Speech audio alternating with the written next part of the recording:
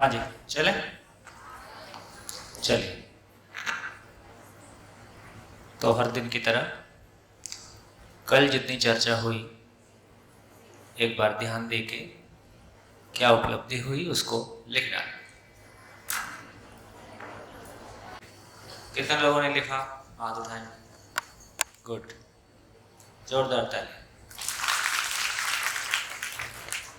कितने लोग शेयर करना चाहते हैं? नंबर आएगा कि नहीं आएगा, पर कितने लोग शेयर करना चाहते हैं? हाथ उठाएं। गुड, चलिए शुरू करें। हाँ जी, फटाफट, टाइम कम है अब। जो लोग बोलना चाहते हैं खड़े हो जाए।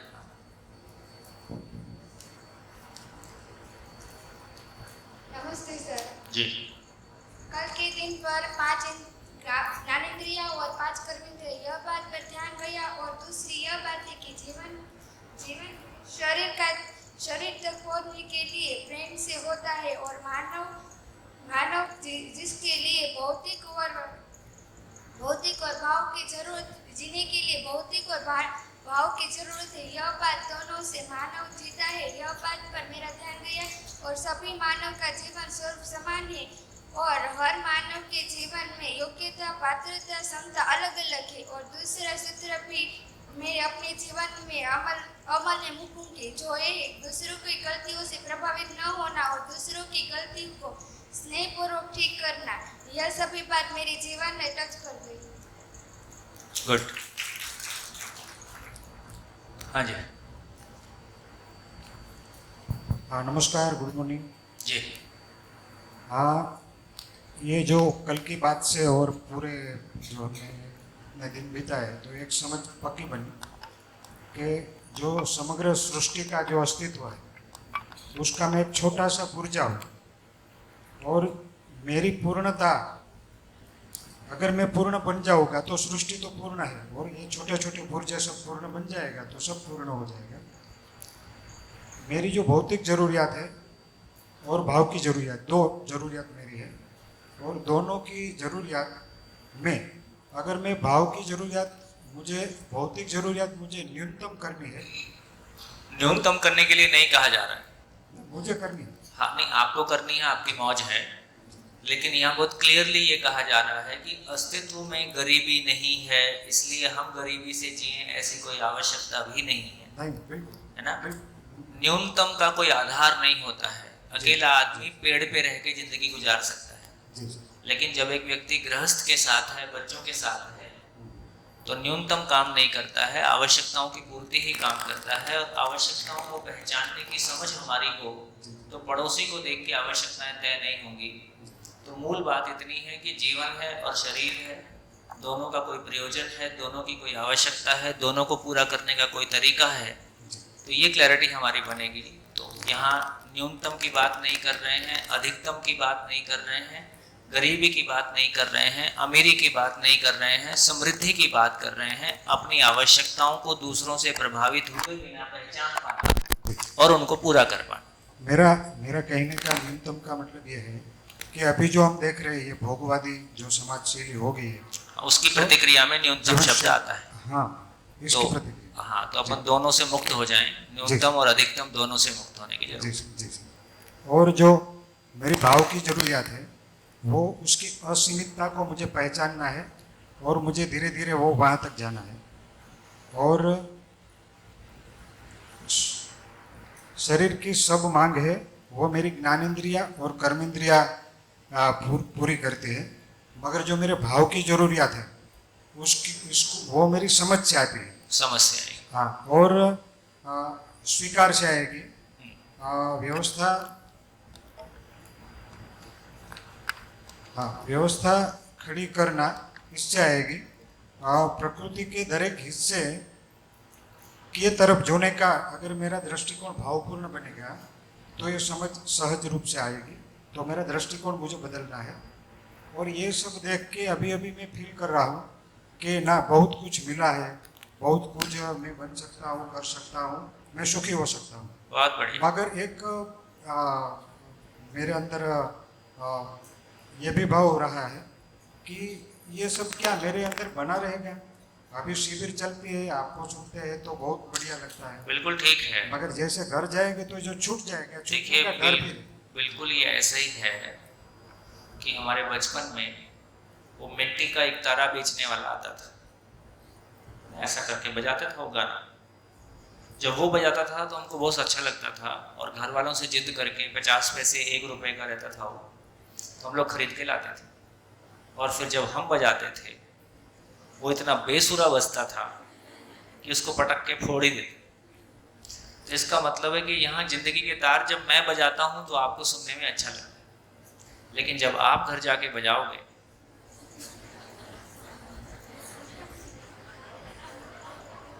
वो इतने बेसुरे बजेंगे, तो इसका मतलब है कि कोई सुर एक दिन में नहीं आता है। बोलना एक दिन में नहीं आया था, चलना एक दिन में नहीं आया था, लिखना एक दिन में नहीं आया था, कोई भी चीज हमको एक दिन में नहीं आई। तो उसके लिए हम वातावरण बनाएं, तो ये नानू भाई की जिम्मेदारी है, यहाँ के सारे शिक्षकगण की जिम्मेदारी है ना, हम सबकी भी जिम्मेदारी है, और आपकी विशेष जिम्मेदारी है। आपकी आवश्यकता होगी तो आप चलोगे। किसी को कहते हैं ना, किसी को नदी दिखाई जा सकती है, पानी नहीं पिलाया जा सकता, पीना चाहेगा तो पिएगा। तो अब ऐसा लगता है कि आप भी पीना चाहते हो, पिलाने वाले भी पिलाना चाहते हैं। तो इस आज 6ठा दिन है, 7वां और 8वां, 2 दिन के बाद ये कार्यक्रम यहाँ पूरा हो गया। उसके बाद क्या है? तो यह सम्मिलित 28 तारीख की दोपहर के पहले हमको ये क्लियरली तय करना है कि आगे का मैकेनिज्म क्या होगा, कि जो उत्साह का वातावरण बना है, जो जिंदगी जीने की आशा हमारी प्रबल हुई है, वो आशा साकार रूप ले जाए, केवल शब्दों में ना रहे, चाहनाओं में ना रहे, वो हमारी योग्यताओं में बदल जाए। इसके लिए आगे क्या मैकेनिज्म लगाएंगे? ठीक है, बढ़िया। हाँ जी, और बोलिए। हाँ जी, आप बोलिए। नमस्कार सर। पहले मानती थी कि हम वस्तुएं खरीदते हैं, उसके पैसे देते हैं, लेकिन अब पता चला कि वस्तुएं के हम पैसे नहीं देते, उसके पीछे लगे श्रम के हम पैसे देते हैं। बहुत बढ़िया। पहले हम किसी के घर जाते हैं, किसी फ्रेंड के घर जाते हैं, तो हम उसके ऋणी रहते हैं, उसके कृतज्ञता रहते हैं, लेकिन अब पता चला कि हम नेचर के प्रति भी हमें कृतज्ञता का और हमारा भाव कृतज्ञता का और ऋणी का ही होना है। और जैसे एक पेड़ की कीमत मेरे लिए एक 10-12 माल की बिल्डिंग से भी ज्यादा होती है, अब से होगी। एक पेड़ की कीमत एक बिल्डिंग और एक घर से भी ज्यादा होगी। और कल ये पता चला कि मैं और मेरा शरीर दोनों अलग है। मैं जब पहले भी मैं खुद से बातें करती थी, लेकिन समझ में नहीं आता था कि किससे बातें करती हूँ। अब पता चलता है कि मैं खुद मुझसे ही बातें करती हूँ। जैसे आज आपने शरीर, मानव और जीवन सापेक्ष के बारे में बताया, घर पे जाकर ये पता चला कि कौन सी चीज किसमें आती है, ये मुझे बहुत अच्छे से समझ में आ गया। शानदार। मनुष्य की दृष्टि जहाँ पर है उसे बच्चे आगे निकल गए। हाँ जी, नाम सहित बोला करो। मेरा नाम मोरी निराली है। मनुष्य की दृष्टि जहाँ पर है उसे वो नहीं, उसकी मानसिकता जहाँ पर है उसे वो दिखता है। पृथ्वी पर 3 अवस्था है जो एक दूसरे का ऋण वापस कर सकते हैं, लेकिन मनुष्य में ऋण वापस करने की क्षमता नहीं है। हाँ जी। नमस्ते। सभी मानव जीवन के रूप में समान है, लेकिन हम अलग अलग भी है, पात्रता, योग्यता और क्षमता के रूप में। पूरी व्यवस्था को समझने की क्षमता मानव में है। मानव का महत्व यह है कि व्यवस्था की सुंदरता को समझे और सुंदरता अपने अंदर देखे। देख के इस सुंदरता का उत्सव मनाते रहना और उसे सुंदर बनाए रखने और सुंदर बनाना ही मानव ज्ञान व्यवस्था की आवश्यकता है। बहुत बढ़िया। हाँ जी, बोलो बोलो, खड़े हो फटाफट जिसको बोलना है। हाँ जी, पीछे माइक, आगे माइक।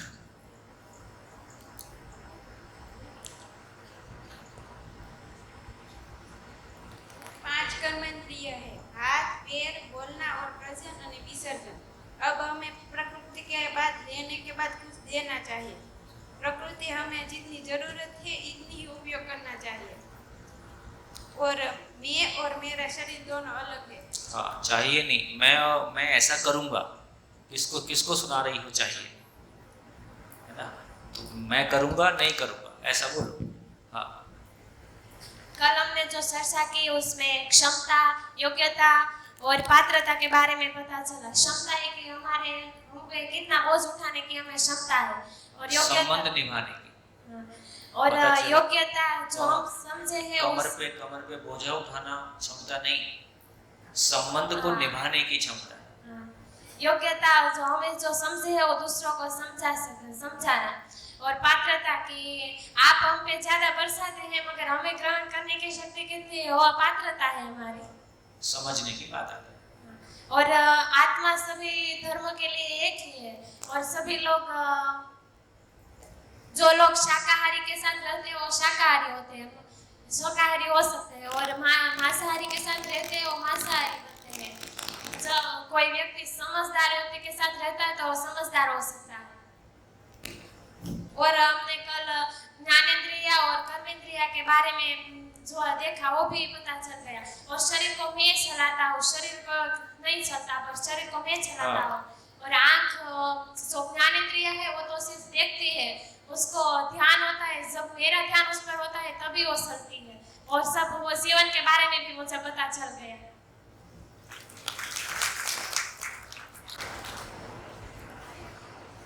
ये हर रोज खुशी के लिए हम लोग यहाँ आते हैं। और थोड़ा माइक ऊपर कर लो। हाँ, हम लोग हर रोज खुशी के लिए ये शिविर में आ रहे हैं, और हर रोज खुशी का आदत और सपोर्ट बढ़ रहा है मेरे अंदर, और वो जीने में कैसे ढाला जाए उसके लिए कुछ उत्साह दिख रहा है, और कुछ जगह पे शंकाएं भी बनी है, उसको आगे कैसे करेंगे।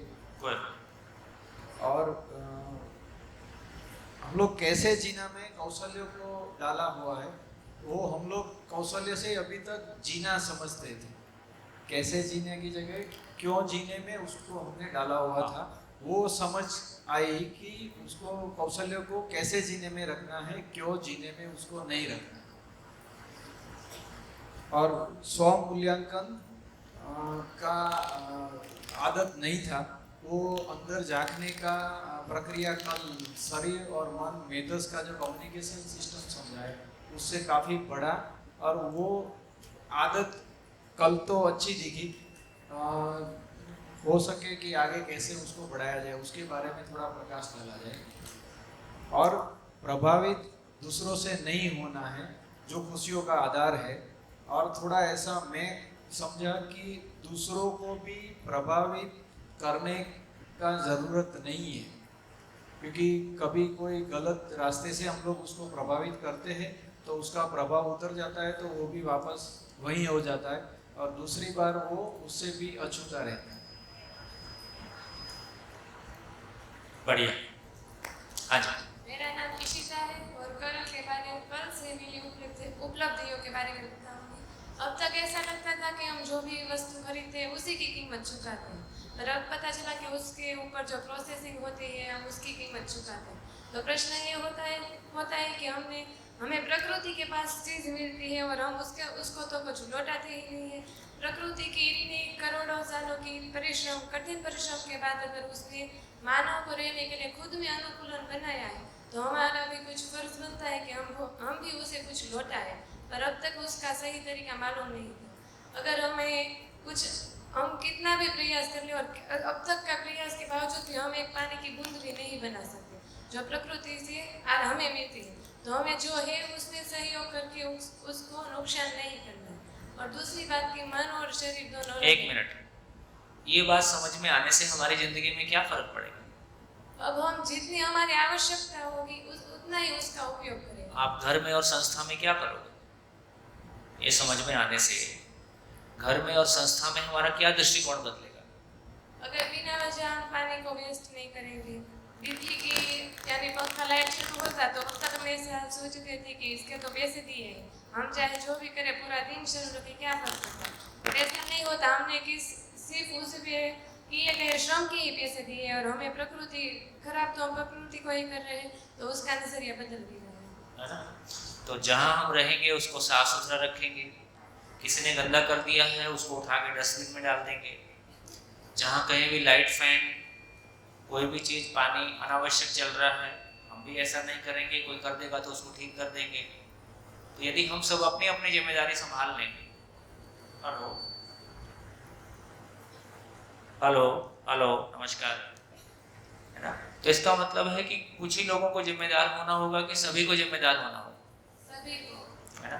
तो एक परिवार में एक जन जिम्मेदार रहता है, बाकी गैर जिम्मेदार होते हैं, बेचारा एक झेलते रहता है। संस्थाओं में भी कुछ लोग जिम्मेदार होते हैं, बाकी सब बाकी गैर जिम्मेदारी को झेलते रहते हैं। तो इससे नुकसान किसका हुआ, है ना। फाइनली जो लोग गैर जिम्मेदारी कर रहे हैं उनका विकास नहीं हुआ, उनकी जिंदगी में जो बाहर आ सकती थी वो नहीं आई। तो इससे पता चला कि अपने वातावरण में जिम्मेदारी से जीना मेरे सुखपूर्वक जीने के लिए मेरी जरूरत है, किसी दूसरे के लिए मेरे को नहीं करना है। तो ऐसा हमारा ध्यान जाएगा तो एक एक चीज से कैसे मुझ में क्या फर्क आएगा, मेरे भाव और विचार में क्या फर्क आएगा और मेरे आचरण में क्या फर्क आएगा, ऐसा लगातार मुझको भी आखिर ये सब हम क्यों कर रहे हैं। यदि ये केवल बोलने के लिए है तो इसका कोई मतलब नहीं है। इसका सीधा फर्क कहीं ना कहीं मेरे भाव और विचार में जो है ना गैप्स हैं या कॉन्फ्लिक्ट है वो उसको ठीक करेगा और मेरे आचरण में कोई अच्छी चीज आएगी। तो ऐसा लगातार देखते रहें कि इससे मेरे भाव और विचार में क्या चेंज आएगा। बढ़िया। दूसरी बात कि मन और शरीर अलग है। अब तक तो हम शरीर की सेवा करते थे, शरीर को ही मन दोनों एक ही मानते थे। तो शरीर की सेवा हो गई तो मैं कौन हूँ ये प्रश्न खड़ा होता है। तो मैं शरीर तो माँ बाप से मिल जाता है पर आचरण और मन नहीं मिलता। शरीर का जन्म होता है इसीलिए उसकी मृत्यु भी होती है, मन का जन्म नहीं होता इसीलिए वो अमर है, उसकी मृत्यु नहीं होती। और हमें निरंतर सुख चाहिए क्योंकि हमारी आवश्यकताएं भी निरंतर है, चाहते भी निरंतर है और मन भी इसीलिए निरंतर है। और उस दोनों का फर्क समझ में आया। जैसे कि एग्जाम्पल के तौर पे कोई भी मरा हुआ आदमी होता है तो उसके मरने के कुछ ही क्षणों में उसकी आंखें होती है तो हम दूसरे मानवी को दे देते हैं तो आंखें तो देखती है, तो मरा हुआ आदमी कैसे नहीं देख सकता। यूट्यूब में तुमने काफी कुछ देखा है ऐसा लगता है। नहीं देखा, टाइम ही नहीं कल है। चर्चा में सुना। अच्छा, तो मरा हुआ आदमी वही आंखों से नहीं देख सकता क्योंकि उसमें मैं यानी कि ये मन एग्जाम्पल नहीं पे होता। ध्यान गया या ये तो तेज बोल रही हैं तो थोड़ा सा हो सकता है सबका ध्यान नहीं जा रहा है। तो देखिए ये बात आती है कि भाई मरे हुए आदमी में आंख तो नहीं देखती है, लेकिन उसी आंख को निकाल के जिंदा आदमी में लगा देते हैं तो उसी आंख से हम देखते हैं। इसका मतलब आंख तो ठीक थी, देखने वाला गायब था। इधर देखने वाला मौजूद है तो उसी आंख से हमको दिखाई देता है ना। तो ऐसी बहुत सारी ऑब्जर्वेशन से हमारा ध्यान चला जाएगा कि शरीर और मैं कैसे अलग अलग हैं, दोनों कैसे साथ साथ हैं, दोनों की आवश्यकता कैसे अलग है, कैसे उनको पूरा करना है और सभी की पूरी हो सकती है। दूसरों अगर हमें अभी तक वास्तविकता को स्वीकारने की या समझने की सही योग्यता नहीं थी। हमें ऐसा ही लगता, कोई दुख दे तो ऐसा लगता था कि हमें दुखी करना चाहते हैं। हाँ। और अब पता चला कि कोई किसी को दुखी करना नहीं चाहता, स्वयं सुखी होना चाहते हैं। और अगर ये बात की हमें सही समझ मिल गई तो हम रिएक्ट नहीं करेंगे, रिस्पॉन्ड करेंगे। देखिए ये बहुत इम्पोर्टेंट है। बोलते समय हम बहुत सारी बातें बोल देते हैं लेकिन उस पर हमारा ठीक से ध्यान चला जाए। ये बात अपने आप में बहुत इम्पोर्टेंट है।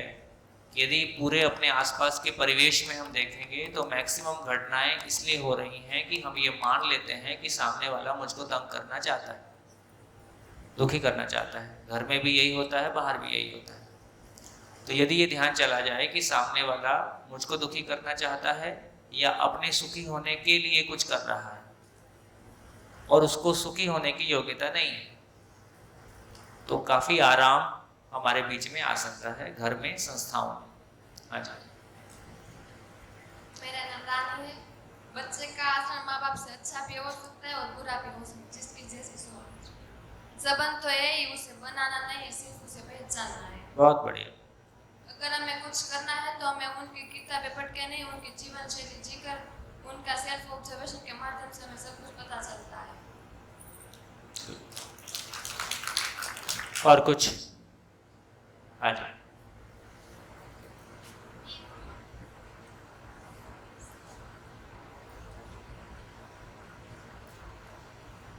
मैं कोमल कल जो कुछ समझा उसमें पता चला कि जीवन का अर्थ तो कुछ और ही है और अब तक हम समझ भी कुछ और रहे थे। जीवन और शरीर जो अलग है, मैं ही जीवन हूँ और भौतिक आवश्यकता जो शरीर से जुड़ी है, भाव जो मन से जुड़ा है, वो दोनों अलग अलग। मैं शरीर को चलाती हूँ, मुझे सुख दुख का दर्द मुझे पता चलता है। मैं स्वीकारती हूँ तो ही मुझ में समझ और जीवन का अनुभव होता है। समझ ही है जो शरीर से जुड़ी हुई है। मेरा ध्यान जिस तरह जाता है, मुझे सिर्फ उनकी ही अनुभूति होती है। उसका मतलब लोग कितनी ही बातें बनाए, कितनी ही सुनाए, पर जब तक मेरे में समझ है, मेरी स्वीकृति नहीं होगी, तब तक मेरे जीवन में कोई फर्क नहीं पड़ेगा। मेरे सुख की जिम्मेदार मैं खुद ही हूँ। देखिए अच्छी घटना क्या घट रही है। अब जो कुछ भी आप बोल रहे हो, ये भाषा भी आपकी है, भाव भी आपका है ना। हम कुछ किताब से लिख के नहीं बोल रहे हैं। मेरे को लगता है कि क्लासरूम टीचिंग के भी तरीके, जो हम मेथोडोलॉजी पेडागोजी की बात करते हैं, उसको भी हम इस रोशनी में देख के चेंज कर सकते हैं। आपने कोई भी टॉपिक डिलीवर किया, लिखो क्या समझ में आया, बोलो क्या समझ में आया। ये तो हम क्लास लेके छोड़ देते हैं, उसमें वो मेहनत हमारी काफ़ी हद तक बेकार चली या उतना यूज़ नहीं हो पाती। तो जब तक सामने वाला, अभी क्लासरूम में जिम्मेदारी मेरी है कि इनकी भी है। हमने अपनी जिम्मेदारी तो पूरी की है, लेकिन उनकी वाली जिम्मेदारी को स्पेस नहीं दिया है। तो कुछ भी डिलीवर करें, हिंदी डिलीवर करें, मैथ्स डिलीवर करें, इंग्लिश डिलीवर करें, कुछ भी करें, कुछ भी करने के बाद में क्या समझ में आए लिखो, आपस में शेयर करो, बोलो। नो होमवर्क, वहीं का वहीं खत्म। और बहुत पावरफुल है। IIM की एक लेक्चरर, IIM अहमदाबाद की थी, बहुत साल पुरानी बात है, मसूरी में शिविर था, तो वो एक वर्कशॉप में थी। तो उन्होंने इसको इतना अप्रिशिएट किया, बोले आपने कहाँ से सीखा? कहाँ से नहीं सीखा, अपनी जान बचाने के तरीके ढूंढता रहता हूँ। तो इतनी मेहनत करके यदि नहीं पहुंचेगा तो अल्टीमेटली नुकसान अपना है। तो कैसे पहुंच जाए उसके तरीके ढूंढता रहता हूँ, तो कुछ कुछ निकालते रहते हैं। तो हमने ना, हम बेसिकली टीचर हैं, ना हमने टीचिंग सीखी है, ना कभी कोई किताब पढ़ी है। हिट एंड ट्रायल है। ये तरीका काम करता है, इसमें चलो, ये तरीका काम करता है, इसमें चलो, और ये बहुत पावरफुली काम करता है।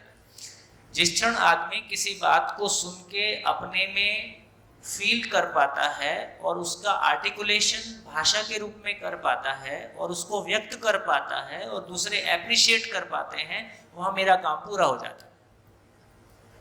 एक लेवल का काम पूरा हो गया। और ये साथ साथ हो सकता है। तो किस तरह से क्लासरूम टीचिंग बहुत पावरफुल हो और उसमें बच्चा हर चीज में जो उसका कॉन्फिडेंस है, कोई सब्जेक्ट पढ़ने के बाद उसको लग रहा है कि मैं नहीं समझ पा रहा हूँ, तो एक नहीं समझ पा रहा है, उसका प्रभाव दूसरे सब्जेक्ट में भी जाता है। एक सब्जेक्ट समझ में आने लगा है, उसका प्रभाव दूसरे में भी जाता है। तो सकारात्मक भी जाता है, नकारात्मक भी जाता है। गुड। तो ये बहुत अच्छी बात है कि किसी भी बात को सुन के आप उसको अपने में फील कर पाते हो, अपने शब्दों में लिख पाते हो, उसको आप व्यक्त करते हो और धीरे धीरे ये इम्प्रूव होता जाता है ना, ये लगातार और इम्प्रूव होता जाएगा। गुड, बढ़िया। हाँ बेटा, जो समझी वो मैं बताना चाहती हूँ। हम गांव में रहते हैं या शहर में रहते हैं, लेकिन सबको सार्थकता पूर्वक रहना चाहिए। हमारी पात्रता यानी कि कितना ग्रहण कर सकते हैं, योग्यता यानी कि हम जो सीखा दूसरों को सिखा सकते हैं, और क्षमता यानी कि वहन होना। सब मानव समान है, फिर या योग्यता पात्रता यानी क्षमता अलग हो सकता है। हम दूसरों की भूल को स्नेहपूर्वक ठीक करने की क्षमता रखनी चाहिए। मानव की भौतिक और चीज में रोटी, कपड़ा और मकान सब आता है।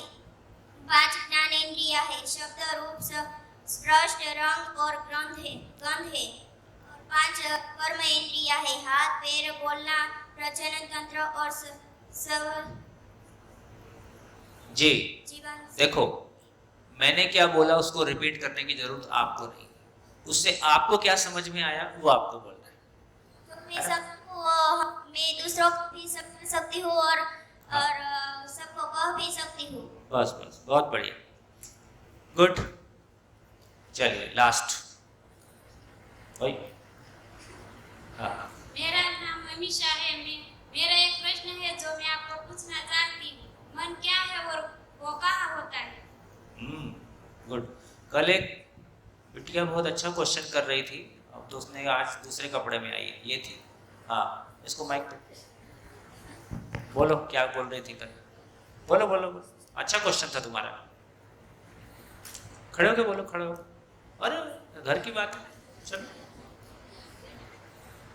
मेरा क्वेश्चन ये था कि जो प्राकृतिक है, जमीन है वो प्राकृतिक है, तो जमीन का बंटवारा क्यों करते हैं? वो तो प्राकृतिक ही थी, हमारी तो कोई हक ही नहीं बनता कि उसका हम बंटवारा करें। सब लोग कहते हैं इतनी जमीन मेरी है, ये तुम्हारी है, बंटवारा करते हैं। उसका मूल्य हमारे पास थोड़े, हमारे पापा ने थोड़ी दी थी जमीन के, हम उसका बंटवारा कर दे। वो तो प्राकृतिक, वो तो प्राकृतिक थी ना। उसको तो प्रकृति ने ही दी थी हमको, हमने नहीं बनाया उसको, तो हमारा क्या हक बनता है कि हम उसका मूल्य लगा सके? ये तो यूएनओ जाने लायक है।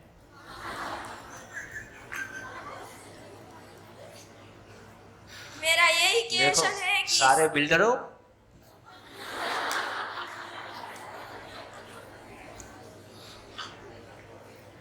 मेरा यही क्वेश्चन है कि सब लोग बंटवारा क्यों करते हैं? वो हमारा हक ही नहीं है कि हम उसकी कीमत लगा सके। तो सब लोग पढ़े लिखे होते हैं, वो भी कहते हैं कि इतनी जमीन मेरी है, ये तुम्हारी। वो तो समझते हैं कि ये सब तो प्राकृतिक है, तो फिर हाँ। वो भी क्यों बंटवारा करते हैं? हाँ भाई, मैंने 1 एकड़ जमीन खरीदा तो जमीन वहीं रहती है कि मेरे घर चली जाती है चल के मेरे साथ? जमीन तो वहीं रहती है। इसका मतलब है कि मैंने जमीन खरीदी तो क्या खरीदा? मैंने जमीन खरीदा तो क्या खरीदा? जमीन तो वहीं रहती है, कल किसी और की थी तब भी वहीं थी, आज मेरी है तब भी वहीं है। तो मैंने जमीन खरीद लिया तो मैंने क्या खरीद लिया? उसको इस्तेमाल करने का अधिकार खरीदा है। तो जमीन नहीं खरीदी, जमीन को यूज करने का अधिकार खरीदा है, और अकल होगी तब इस्तेमाल कर पाऊंगा। बेचने के लिए खरीदी है, इन्वेस्टमेंट के लिए खरीदी है तो कुछ और झंझट है।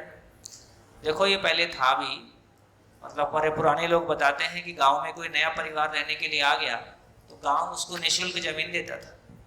और मारवाड़ी समाज में ये परंपरा रही है कि कोई नया व्यक्ति शहर में आके रह रहा है तो हर परिवार उसको 1 ईंट 1 रुपया खड़ा होने के लिए देगा। 1 ईंट मतलब उसका घर भी बना के देगा, और 1 रुपया सभी देंगे ताकि वो अपना भी व्यवसाय शुरू कर सके। तो जिन चीज़ों को आज बहुत हम व्यावसायिक रूप में कर रहे हैं, कल उसको सामाजिक रूप में करते ही थे। कल जमीन ज़्यादा थी तो जमीन इतनी बड़ी प्रॉब्लम। आज भी कई देश ऐसे हैं जो अपने यहाँ लोगों को बुलाते हैं और फ्री में जमीन ले लो, काम करो, क्योंकि वहाँ लोग नहीं हैं। जैसे जैसे हमारे देश की जनसंख्या बढ़ती गई और जैसे जैसे वो अधिकार वाला, फिर मैं खेती करूँगा कि इस पर आप खेती करोगे, कैसे तय होगा? तो भैया जो उसको खरीदेगा वो खेती करेगा, या वो उसमें बिल्डिंग बनाएगा कि फैक्ट्री लगाएगा। तो खरीदने का एक पॉजिटिव पार्ट ये है कि उसका अधिकार उसके पास है। लेकिन अब एक ही आदमी 10,000 एकड़ खरीद के डाल देता है क्योंकि उसके पास पैसा है। तो बहुत सारे लोगों के लिए आखिर मकान बनाएगा तो जमीन पे बनाएगा, गाय रखेगा तो जमीन पे रखेगा, फैक्ट्री लगाएगा तो जमीन पे लगाएगा। तो बहुत सारे लोगों के काम करने का अधिकार छीन लिया, तो ये गलत हो गया। तो कहीं ना कहीं कोई भी जमीन है यदि सदुपयोग नहीं हो रहा है तो सरकार की कुछ ना कुछ ऐसा हमको सोचना पड़ेगा, या हमको इतनी समझ रहे कि हम ऐसा दुरुपयोग ना करें। तो ये सवाल फंडामेंटल है। किसी भी देश की सारी प्रॉपर्टी, जैसे किसी देश की परिभाषा क्या है? देश जमीन से है, नदी नाले से है, पेड़ पौधे से है, कि देश किसी आदमी से है? अंटार्कटिका में आदमी नहीं रहता है तो उसको देश नहीं बोलते, है ना? या अभी भी बहुत सारा एरिया ऐसा होगा जहाँ आदमी नहीं रहता है तो वो कोई देश नहीं है। तो देश मतलब मूल में मानव के रहने के स्थान को बोल रहे हैं। तो किसी देश में उपलब्ध जो भी सारे संसाधन हैं वो उस देश के लोगों के हैं, लेकिन समझदारी नहीं है तो कोई उस पर कब्जा करके बैठ जाता है, कोई परेशान होते रहता है। तो मूल काम ये है कि शिक्षा ने अपना काम नहीं किया, माँ बाप ने अपना काम नहीं किया, जिम्मेदारी से बच्चे पैदा नहीं किए, इसलिए सारा प्रॉब्लम। तो आप लोग जिम्मेदार माँ बाप बनोगे, ऐसी कामना। हाँ जी। उसने बोला, उसने मुझे क्वेश्चन हुआ, नेचर पहले था पर पहले मानव नहीं था तो ने कोई बात नहीं, ठीक है, आवाज थोड़ा पास रखो। नेचर के पहले मानव तो जब उन्होंने जन्म नहीं लिया था तो नेचर को कैसे पता चला कि मानव को हवा पानी ऐसी जरूरत पड़ेगी? ठीक बात है, कैसे पता चला है कि वो खांडवी खाएगा, ढोकला खाएगा?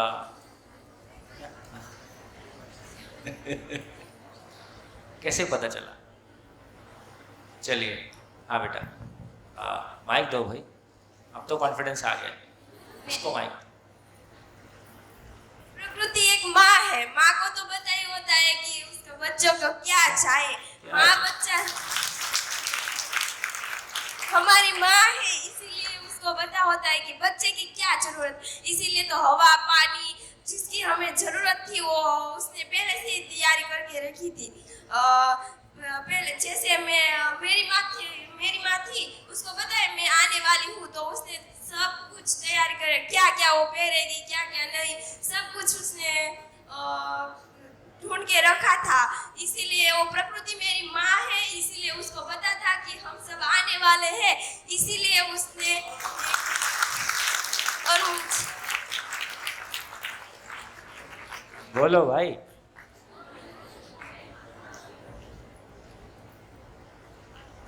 बेटा वो एक और, वो माइक मांग रही थी, उसको दो पहले।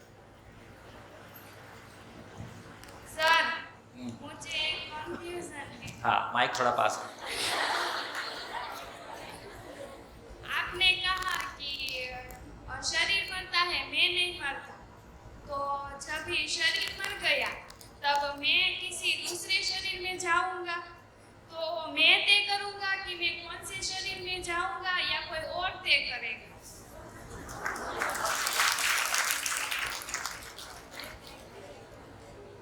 तुम्हारा तो तुम ही तय करोगे, बाकी का पता नहीं अभी, हम ही तय करते। मेरा नाम बारिया पायल है। मैं प्रश्न करना चाहती हूँ, इकाई का मतलब क्या है? एकम, एक, एक, एकम। हाँ जी, चलिए आगे चले। लास्ट मेरा सवाल जो बोला? बिटिया ने पूछा था, हाँ। वो कल पूछा गया था हमारे ग्रुप में भी, शायद उसी ने ही पूछा था। तो रिक्वेस्ट ये है कि थोड़ा इसको और एक्सप्लेन करें। कल आपने बताया था कि जैसे इमारत ईंटों से बनती है, बट उसके साथ साथ आपने ये भी बताया था कि इकाई अपने आप में परिपूर्ण है, वो स्व अनुशासी होती है। तो वो थोड़ा बच्चों को एक्सप्लेन करना ज़रूरी है, ऐसे मुझे लग रहा है। क्या इकाई का मतलब, क्योंकि इकाई का मतलब जो किताब उनको दी गई है उसमें प्रकृति लिखा गया है, तो थोड़ा और एक्सप्लेन करें। जिसको एक एक बोल के गिन सकते हैं उसका नाम इकाई है, एकम। जिसको एक बोल सकते हैं, किसको एक बोल सकते हैं? एक गिलास, एक बोतल, एक आदमी, एक कैमरा, एक बोर्ड, एक मकान, एक पेड़, एक गाय। तो जिसको एक बोल के गिन सकते हैं उसको इकाई बोलते हैं। एक सूरज, एक धरती, एक चांद। और कुछ बोलो। साइंस में, विज्ञान में जो पढ़ाया जाता है बच्चों को, वो basic building block, basic building block, building block. हाँ, तो वो विज्ञान में वो बच्चे ले सकते हैं क्या? इसका मतलब नहीं, तो एटम इनको पढ़ाया ही जाता है। एटम कौन सी क्लास में आ जाता है? 8 से आता है, 8 के पहले नहीं आता, 8 से चलता।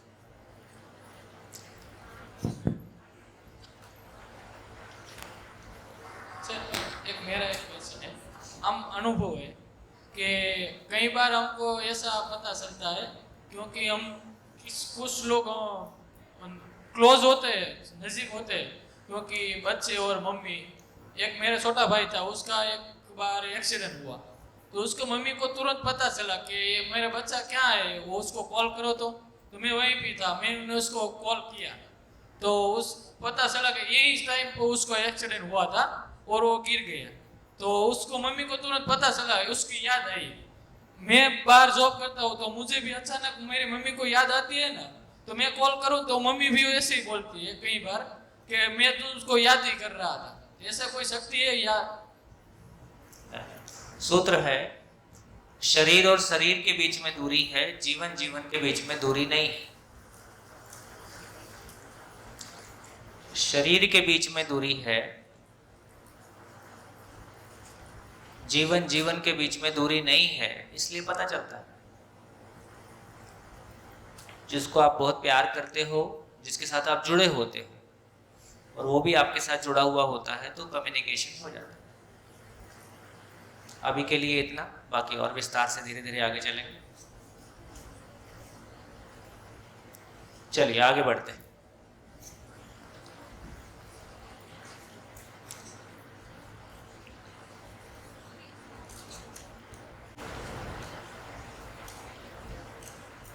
देखिए, एक तो अभी तक जितनी हमारी चर्चा हुई है उसमें क्या क्लैरिटी बन गई कि मानव है,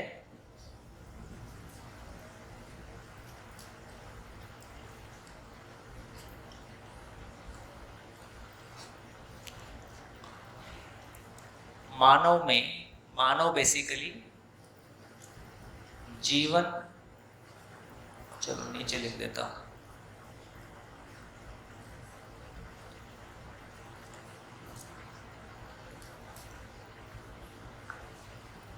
जीवन और शरीर का साथ साथ होना है। शरीर मेल या फीमेल है। मैं ना मेल हूं ना फीमेल हूं, है ना। मैं क्या हूं? अक्षय बल शक्ति संपन्न इकाई, सोचने विचारने की अक्षय बल और शक्ति संपन्न इकाई,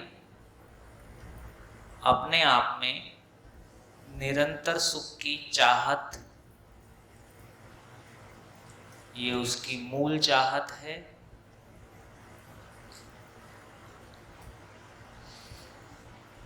आगे और समझेंगे, ये एक भारहीन चैतन्य इकाई है। एकम, इकाई हिंदी में बोलते हैं, एकम गुजराती में बोलते हैं। भारहीन चैतन्य इकाई है।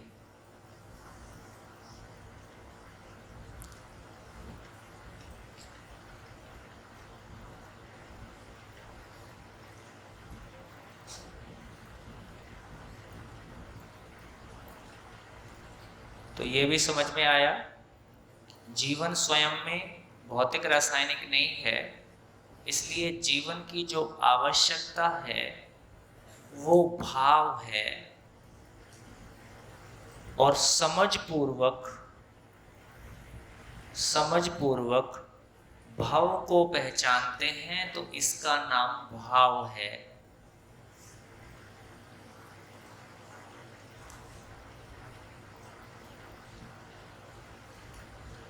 शरीर अपने आप में भौतिक रासायनिक है, इसलिए उसकी आवश्यकता भी भौतिक रासायनिक है।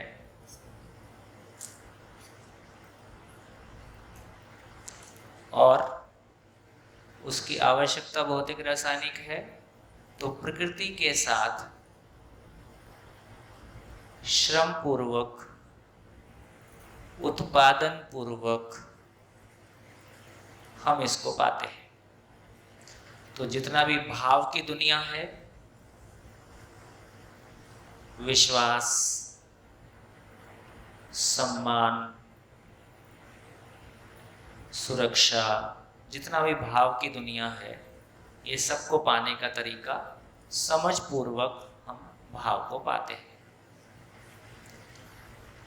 तो यहाँ से हमारी क्लैरिटी ये बनी कि ये सामान की दुनिया है, ये सुविधा की दुनिया है,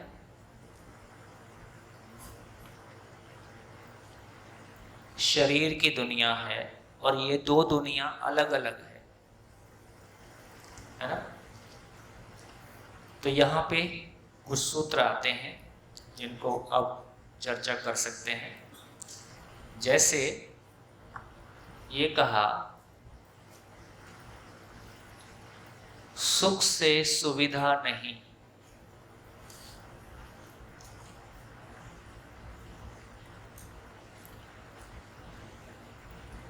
सुविधा से सुख नहीं,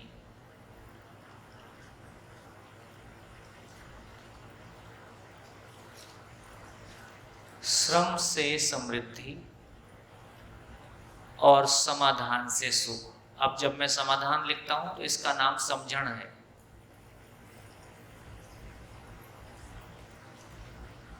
ये 4 सूत्र अभी तक की जितनी बातचीत हमने की है उससे निकल के आए।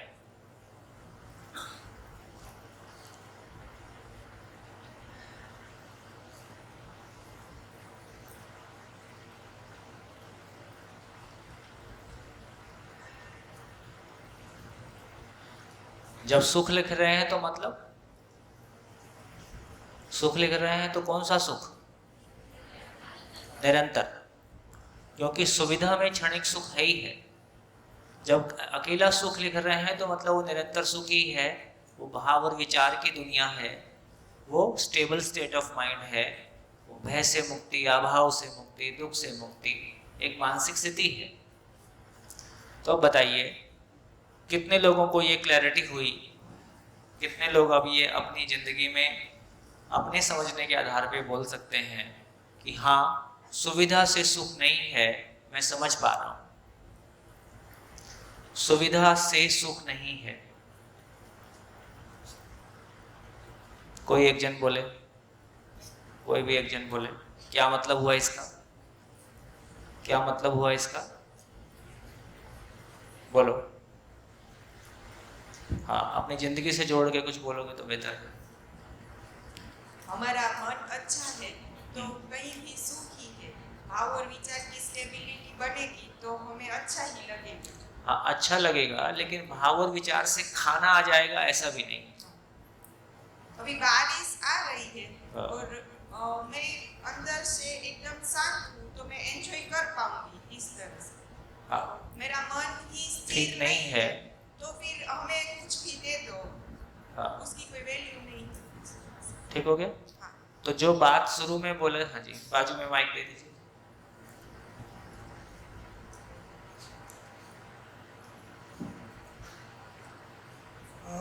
जो सुविधा से सुख नहीं है वो क्लियरली मैं अपने लाइफ से भी देख सकता हूँ। घर के अभी मकान का काम चल रहा था। क्या? तो मकान का काम, आपके मकान का काम चल रहा था। हाँ। तो मैंने उसको कंप्लीट करने के लिए या अपने मन का मतलब जैसे लगता है कि वैसे थोड़ा इस तरफ आ जाइए।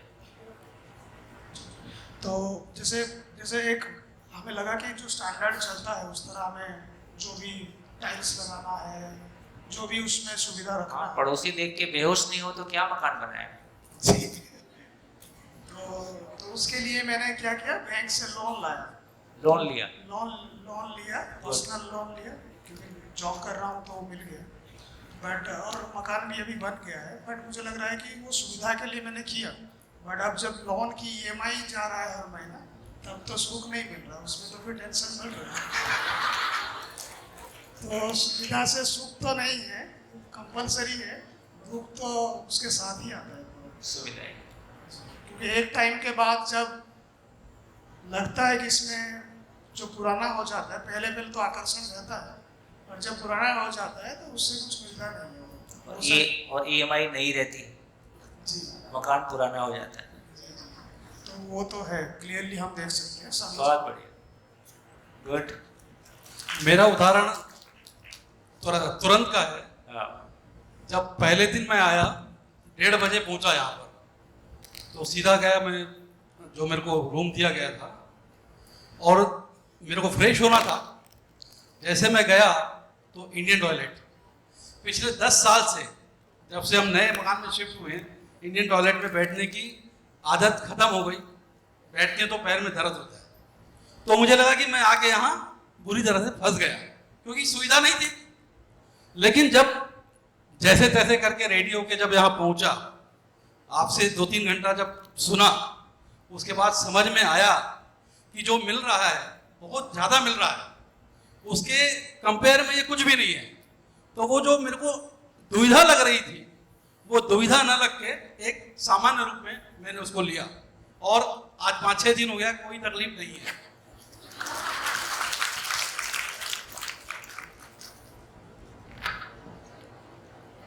सुख की निरंतरता ही सुख है और सुविधा में निरंतर सुख नहीं।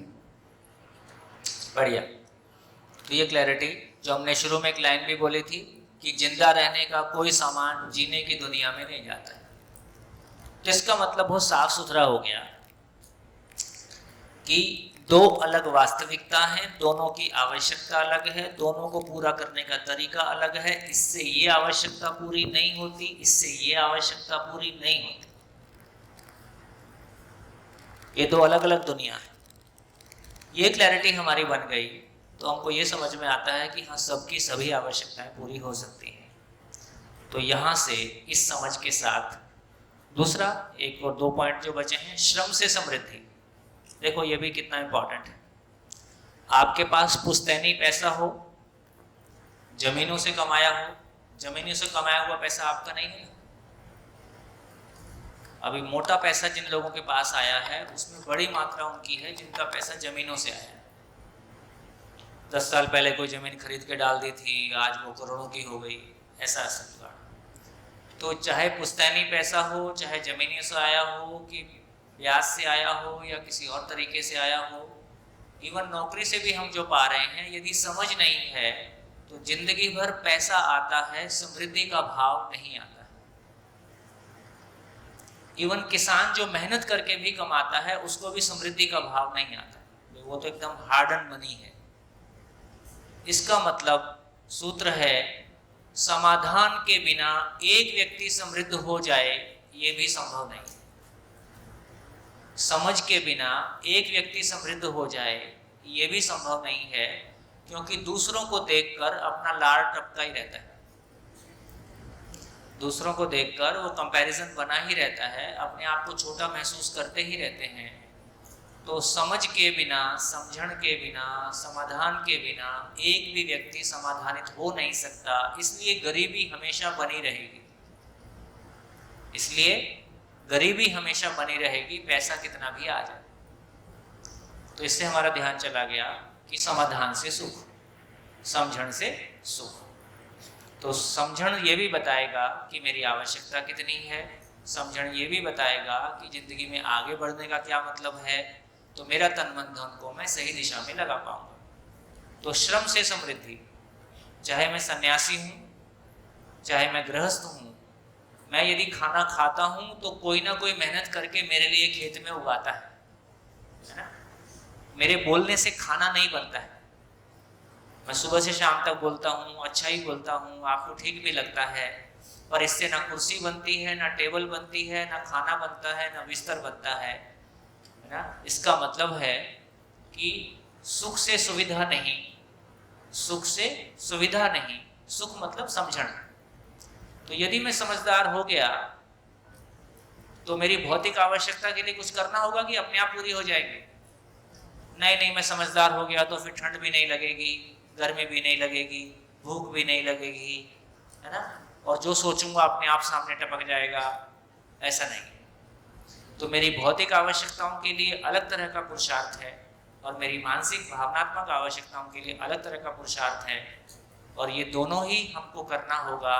दोनों को करने से ही हमारी संतुष्टि है ना। इस तरह से हमारी एक जीवन शैली है जिसमें हमने संन्यास जैसी बातें की। सन्यासी के लिए कोई और उत्पादन करता है, और जो उत्पादन करता है उसके लिए ज्ञान की व्यवस्था दूसरा करता है। दो अलग अलग मॉडल है। एक उत्पादन करेगा, ज्ञान की तरफ नहीं जाएगा, दूसरा केवल ज्ञान की तरफ जाएगा, उत्पादन नहीं करेगा। एक समय में उसकी आवश्यकता रही होगी जब उत्पादन करना और खाने के लिए ही 8 घंटे जूझना है, तो उस समय समाज ने तय किया होगा कि फिर ज्ञान के लिए कौन काम करेगा, तो चलो जो ज्ञान के लिए काम करेंगे उनकी आवश्यकता समाज पूरी करेगा। उस समय की आवश्यकता ठीक है। आज जब सब कुछ इतना आसान हो गया है, एक बटन दबाया फैन चला, एक बटन दबाया गैस चली, एक बटन दबाया, तो अब हमारा खाना कमाने का काम काफ़ी आसान हो गया पहले की तुलना में। अब हम अपनी दोनों आवश्यकताएं पूरी कर सकते हैं।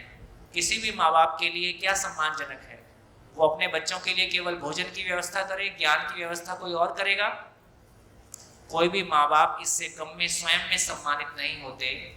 उसके बच्चे उसको गुरु भी माने, एक गुरु की तरह सम्मान भी करें और एक भौतिक वस्तुओं के रूप में भी वो उनकी आपूर्ति। तो एक माँ बाप अपने बच्चों की भौतिक और भावनात्मक दोनों आवश्यकताओं को पूरा करने में समर्थ हो, इससे कम में माँ बाप को स्वयं में तृप्ति नहीं हो सकती। अब ये दोनों संभव है तो कैसे हम एक समग्र परिवार के रूप में जिएं, कैसे परिवार ही विद्यालय हो जाए और परिवार सही अर्थों में एक नेचुरल यूनिट है, बाकी सारी संस्थाएं हमारी बनाई हुई हैं, परिवार एक प्राकृतिक यूनिट है, तो समाज की मूलभूत इकाई परिवार है। परिवार अपने आप में स्वायत्त नहीं होगा, स्वतंत्र नहीं होगा, तो किसी बड़ी सामाजिक रचना की अपेक्षा हम नहीं कर सकते। तो मूल में परिवार अपने आप में शिकायत मुक्त, अभाव मुक्त हो जाए तो ये समाज की मूल इकाई के रूप में हम सफल हुए। तो इतनी चर्चा के बाद अब एक नया अर्थशास्त्र लिखने की जरूरत है। देखिए, ये अच्छी बातें करने से भी काम नहीं चलेगा जब तक कि हम अपने जो भी मूल शास्त्र शिक्षा में पढ़ रहे हैं, क्या पढ़ रहे हैं?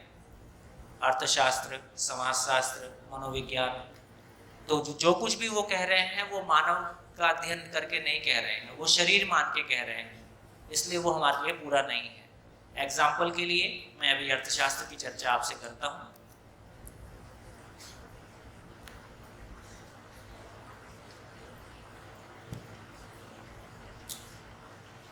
अर्थशास्त्र का मूलभूत सिद्धांत कौन सी क्लास में आ जाता है? 11वीं में।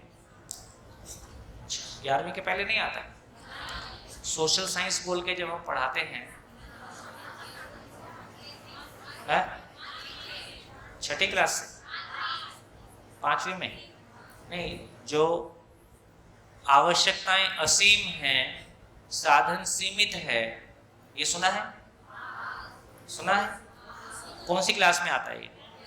9-10 से आना चाहिए, 9 से आना चाहिए। तो देखिए, अर्थशास्त्र का जो मूलभूत सिद्धांत है वो लगभग हम 9वीं क्लास में ले आते हैं। 11वीं में तो काफ़ी विस्तार में आ जाता है। 9वीं क्लास में या उससे भी पहले कहीं आता होगा। तो हम ये कह रहे हैं कि आवश्यकताएं असीम हैं और साधन सीमित है।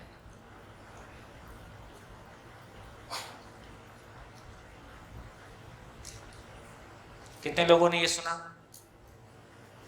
और जिन्होंने नहीं सुना और जिन्होंने सुना उन्होंने उनको सुना दिया। समाज में कितने प्रतिशत लोग इसको मानते हैं? सभी मानते हैं, ठीक है।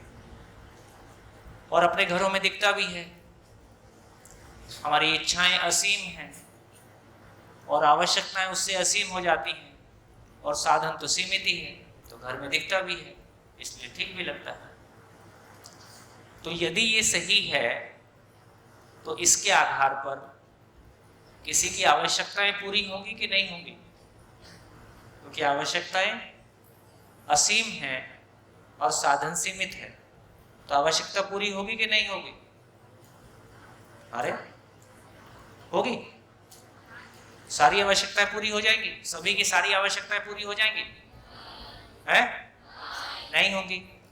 तो यदि मेरे को लगता है कि मेरी आवश्यकताएं पूरी नहीं होंगी तो मैं अपने आप में असुरक्षित महसूस करूंगा कि सुरक्षित महसूस करूंगा? असुरक्षित महसूस करूंगा। इस लाइन को पढ़ने से ही अपने भीतर असुरक्षा का भाव आता है।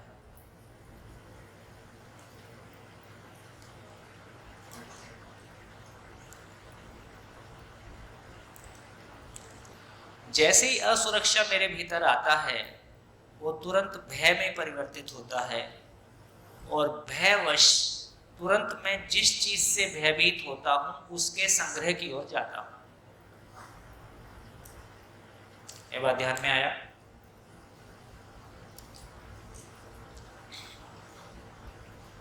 कल अखबार में झूठी खबर आ जाए, परसों से पेट्रोल नहीं मिलेगा, तो हम क्या करेंगे? सब कोई अपना डब्बा लेके पेट्रोल पंप पे पहुंचेंगे और जितना पेट्रोल है सब अपने घरों में लाके कर देंगे और परसों सही में खाली हो जाएगा। इसलिए जो जिसको लेके असुरक्षित है, उसको लेके भयभीत है, उसका संग्रह करता है। जो रूप को लेके असुरक्षित है, वो रूप का संग्रह करता है। अच्छा दिखने, देखो ये एक सोचने की बात है। मेरे शरीर से मेरी पहचान हो कि मुझसे मेरी पहचान हो? अभी क्या हाल दिखाई देता है? अभी मुझको अपने पे कोई विश्वास ही नहीं है। मेरे शरीर से मेरी पहचान होगी तो शरीर को कैसे चमकाया और दिखाया जाए ताकि दूसरे देख सकें कि मैं कैसा हूं। मैं शरीर हूं कि मैं अलग हूं? मैं कैसा हूं? तो मैं तो चेतना हूं, मैं तो समझ हूं, मैं तो ज्ञान हूं, मैं तो भाव और विचार हूं। तो इस बात पे हमारा ध्यान जाएगा कि मेरा विश्वास क्या चीज पे है। शरीर से मेरी पहचान होगी, इसके प्रति मेरा विश्वास है कि स्वयं से मेरी पहचान होगी, इसके प्रति मेरा विश्वास है।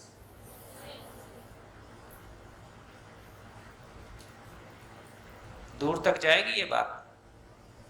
जा रही है कि नहीं? अभी हमको लगता है कि शरीर से मेरी पहचान होगी तो सारा लटका झटका शरीर के साथ है। मुझसे मेरी पहचान होगी, शरीर से पहचान होगी तो शरीर को चमकाऊंगा, शरीर को दिखाऊंगा। और मुझसे मेरी पहचान होगी तो स्वयं को चमकाऊंगा और स्वयं को दिखाऊंगा। तो ये जो भी अभी बहुत सारा उपद्रव चलता है उसका एक ही कारण है, मैं स्वयं को शरीर मानता हूं और शरीर के आधार पर ही मेरी पहचान होगी, उसके लिए सारा प्रयास करता हूं। जो अपने सम्मान के लिए असुरक्षित है वो सम्मान का संग्रह करेगा, जो अपने पद के लिए असुरक्षित है वो पद का संग्रह करेगा, जो धन के लिए असुरक्षित है वो धन का संग्रह करेगा। इस तरह से हमको एक आदमी की मानसिकता कैसे काम करेगी उस पर ध्यान जाता है। अब जो जिसका संग्रह करेगा उसके लिए शोषण करना उसकी जरूरत है। तो किसी का शोषण करेगा, जिसका शोषण करेगा वो चुपचाप करवा लेगा कि उसका विरोध करेगा? विरोध करेगा। ये विरोध ही सारा युद्ध और संघर्ष है, घर के अंदर हो, घर के बाहर हो या पूरे विश्व में हो। और ये युद्ध और संघर्ष से अव्यवस्था, असुरक्षा बढ़ेगी या घटेगी?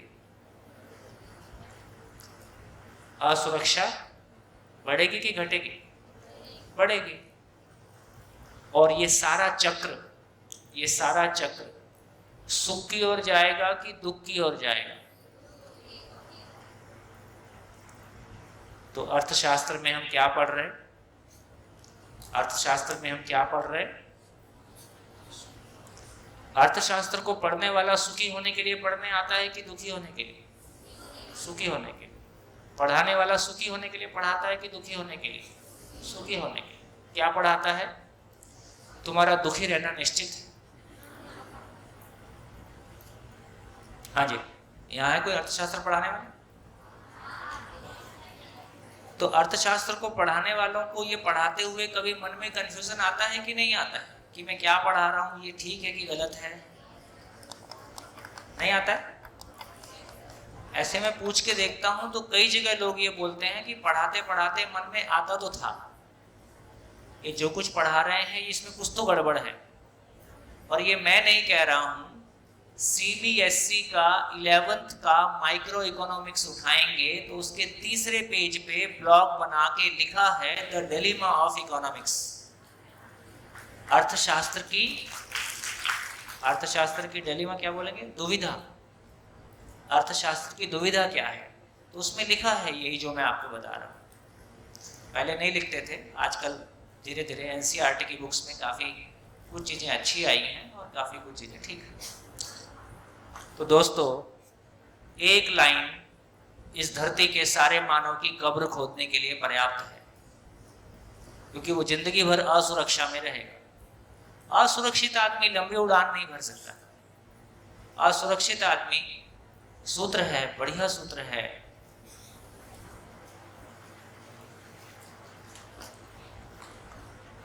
अभाव से पीड़ित ना होना ही पात्रता है। अभाव से पीड़ित ना होना ही पात्रता है। किसको समझ में आया समझाओ। अभाव से पीड़ित ना होना ही पात्रता है, और जो अभाव से पीड़ित हो गया इसका मतलब पात्रता नहीं है।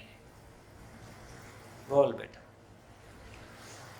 क्वेश्चन है, तो फिर भाव का अभाव से ही समस्या हुई ना? है? तो फिर भाव का अभाव से ही समस्या हुई ना? हाँ, तो सारी समस्या भाव का अभाव ही है। हाँ जी, कौन समझाएगा? अभाव से पीड़ित ना होना ही पात्रता है। हाँ जी, पीछे एक माइक।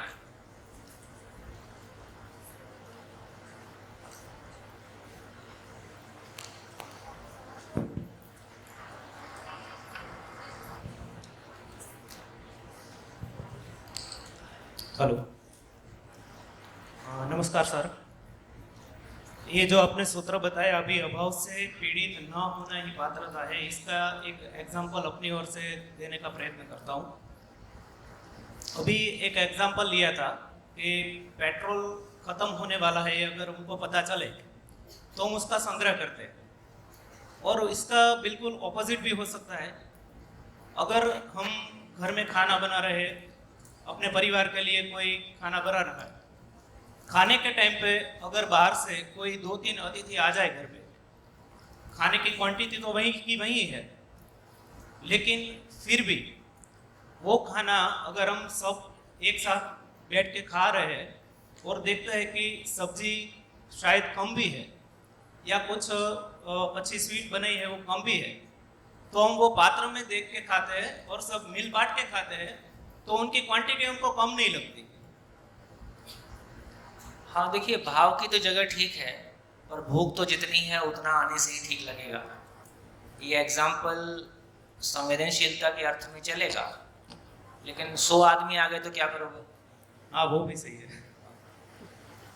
तो इसका सही एग्जाम्पल ये है कि जैसे हम कह रहे हैं कि अभाव से पीड़ित ना होना ही पात्रता है, तो कोई आर्थिक अभाव से पीड़ित है,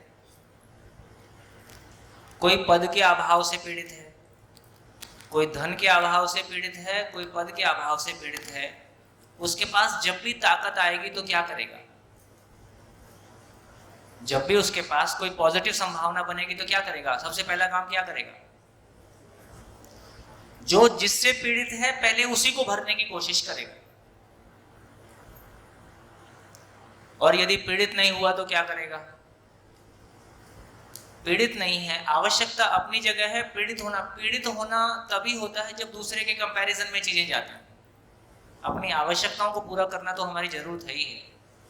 यदि पीड़ित नहीं है तो इसका मतलब है कि उसके पास कोई पहले से भी कोई समझने के लिए पृष्ठभूमि बनी हुई है। इसका मतलब वो सुपात्र है। बात पहुंच रही है ना?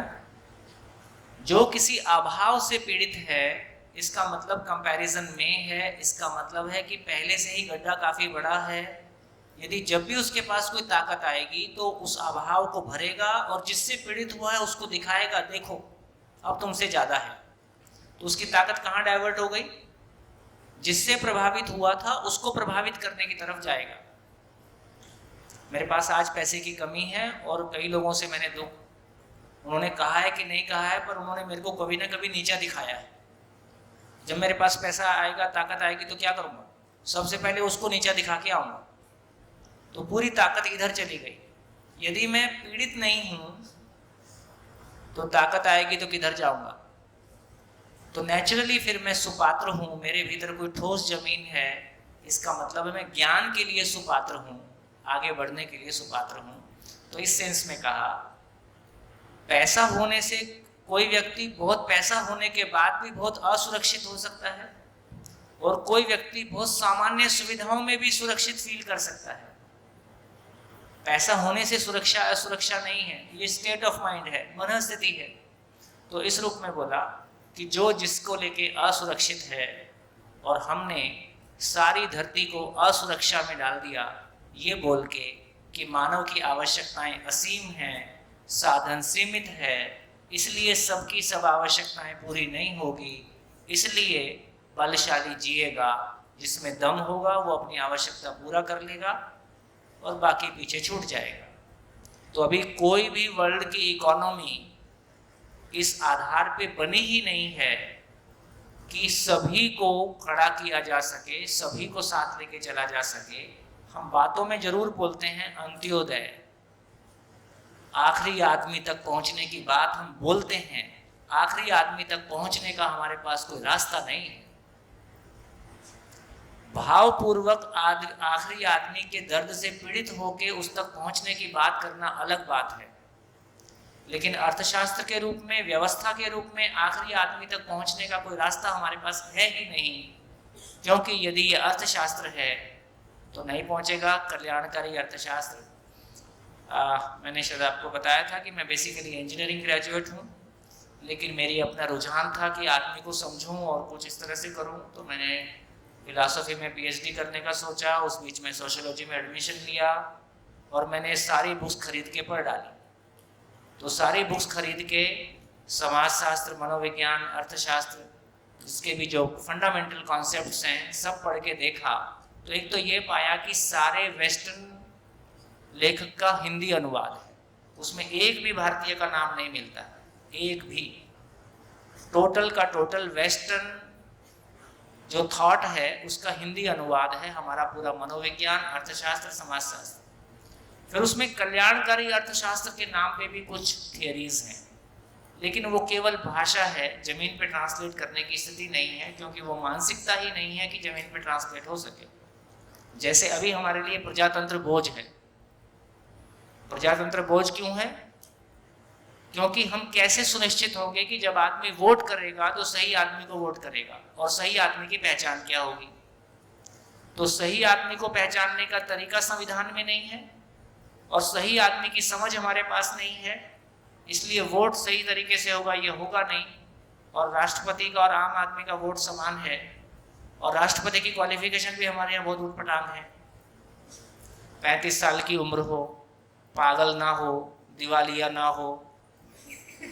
ये राष्ट्रपति के बारे में लिख रहे हैं कि किसी और आदमी के बारे में लिख रहे हैं?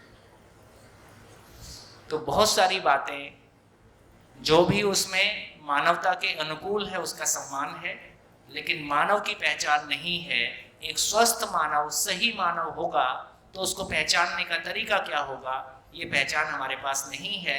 ये पहचान हमारे पास नहीं है, इसलिए रूप से हम अपने आप को पहचानने की कोशिश कर रहे, धन से अपने आप को पहचानने की कोशिश कर रहे, पद से अपने आप को पहचानने की कोशिश कर रहे, धर्म और जाति से और स्टेट से अपने आप को, नेशन से अपने आप को पहचानने की कोशिश कर रहे, क्योंकि मानव के पास उसकी अपनी पहचान का कोई मापदंड है ही नहीं।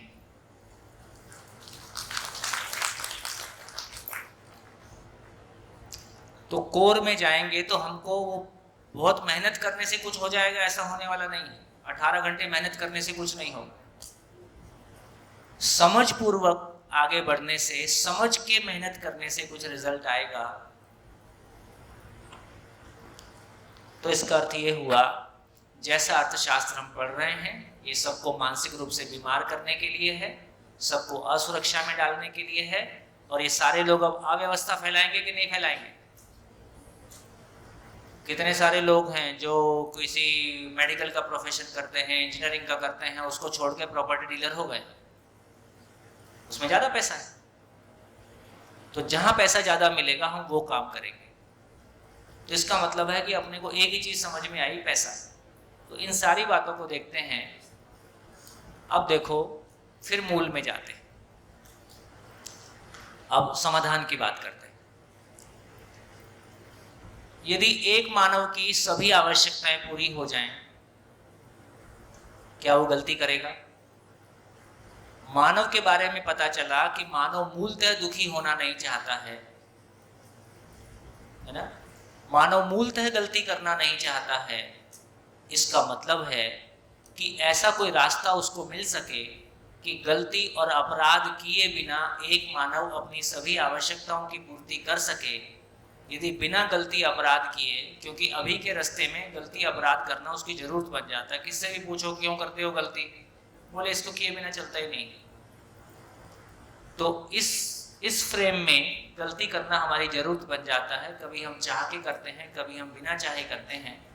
लेकिन एक कल्पना करके देखते हैं कि यदि हर मानव को बिना गलती और अपराध किए उसकी सभी आवश्यकताएं पूरी हो सकती हैं, तो क्या कोई गलती करना चाहेगा? क्या कोई गलती करना चाहेगा? जैसे बच्चा झूठ कब बोलता है? हर बच्चा पहला झूठ अपनी माँ के साथ बोलता है। क्यों बोलता है? क्यों बोलता है? तो डांट और मार से बचने के लिए वो कोई ना कोई पतली गली निकाल लेता है, फिर उसको उसकी प्रैक्टिस हो जाती है। तो इसका मतलब है कि आदमी डांट खाना नहीं चाहता है, मार खाना नहीं चाहता है, अपमान नहीं चाहता है। तो यदि बिना गलती और अपराध किए उसकी सभी आवश्यकताएं पूरी हो सकती हैं, तो क्या कोई व्यक्ति गलती करना चाहेगा? इसका मतलब ऐसी कोई व्यवस्था का स्वरूप, ऐसा कोई अर्थशास्त्र का स्वरूप हमारे पास नहीं है जिसके आधार पे हम ये कह सकें कि सभी की सभी आवश्यकताएं पूरी हो सकती हैं। सभी की सभी आवश्यकताएं पूरी हो सकती हैं। जैसे गांधी जी ने कहा, लालच के लिए नहीं है, आवश्यकताओं के लिए है। लालच पूरा नहीं हो सकता है, लेकिन लालच से कैसे निपटेंगे? लालच से निपटने का तरीका क्या होगा? तो क्या समझ में आ रहा है कि लालच से हम कैसे निपट सकते हैं? लालच क्यों होता है? लालच समझते हैं ना? गुजराती में क्या बोलते हैं? लालच ही बोलते हैं। तो लालच क्यों होता है?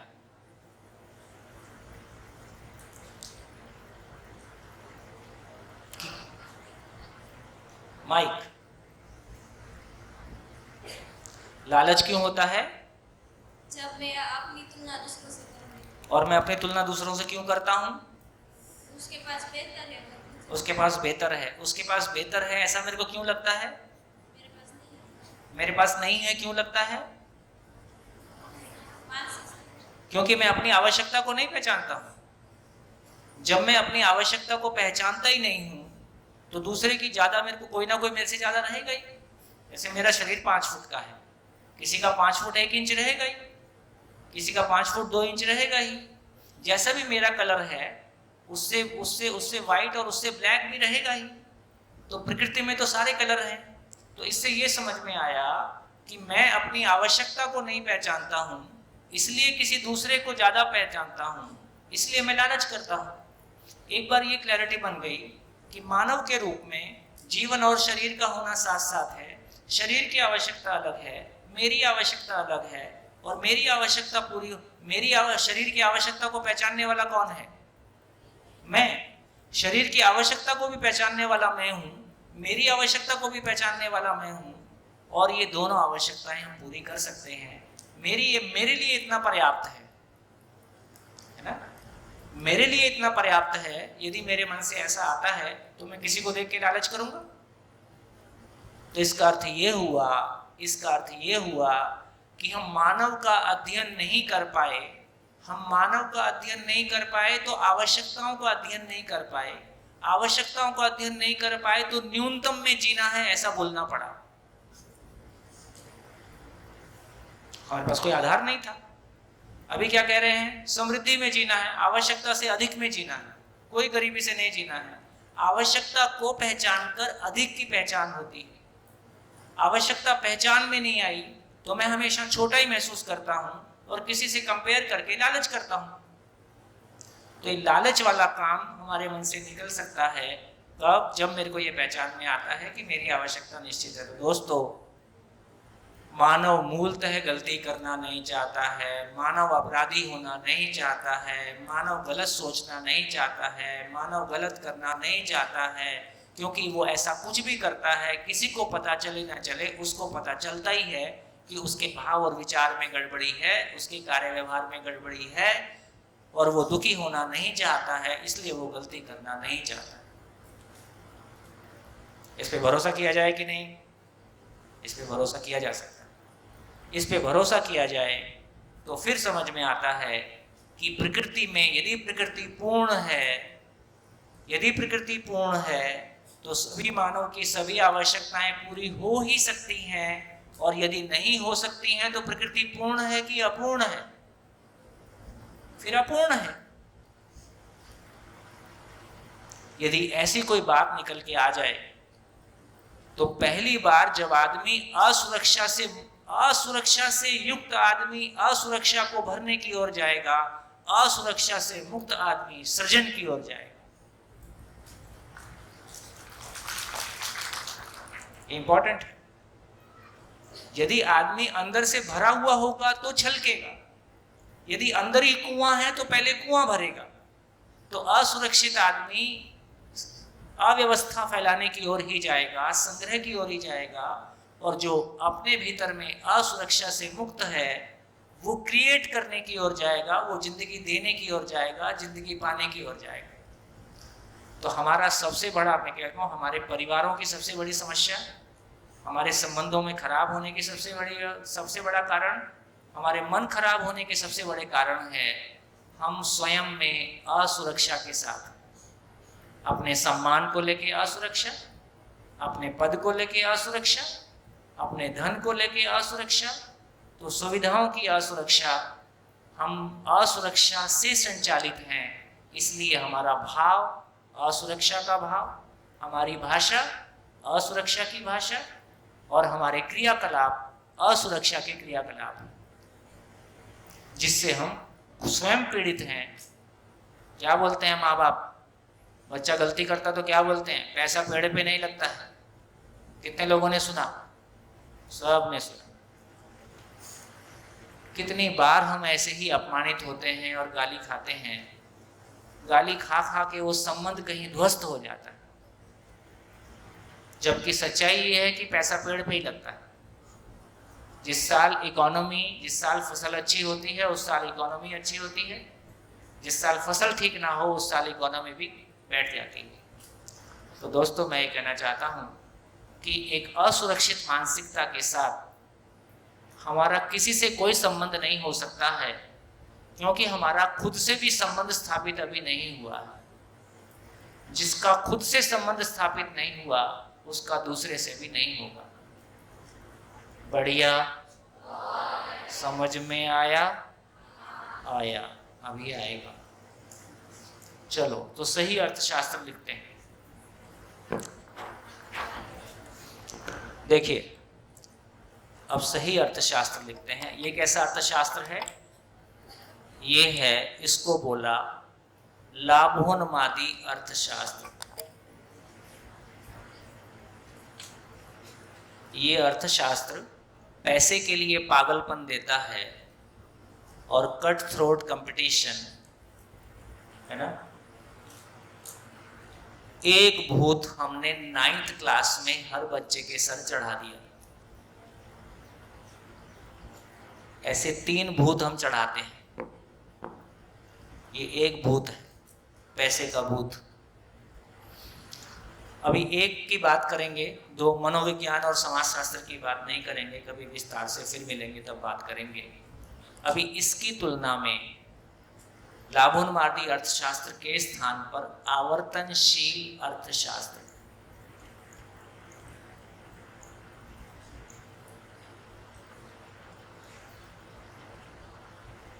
आवर्तनशील मतलब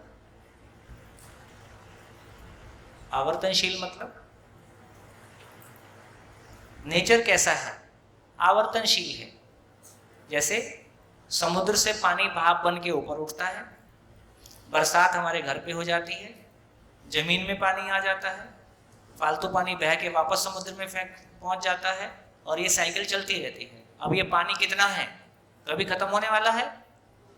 नेचर के हिसाब से कभी खत्म नहीं होने वाला है। हमने गलतियां की, ध्यान नहीं दिया तो अलग बात है। तो इससे समझ में आया, जैसे यहाँ 10 गेस्ट बैठे, और सबका सम्मान करना है, 1000 गेस्ट बिठा दो और 5 फूल रखो बस, तो भी 1000 के लिए पर्याप्त। सम्मान करते जाओ, उठा के ले जाते जाओ, वापस देते जाओ, आवर्तनशील हो गया, आवर्तनशील हो गया ना।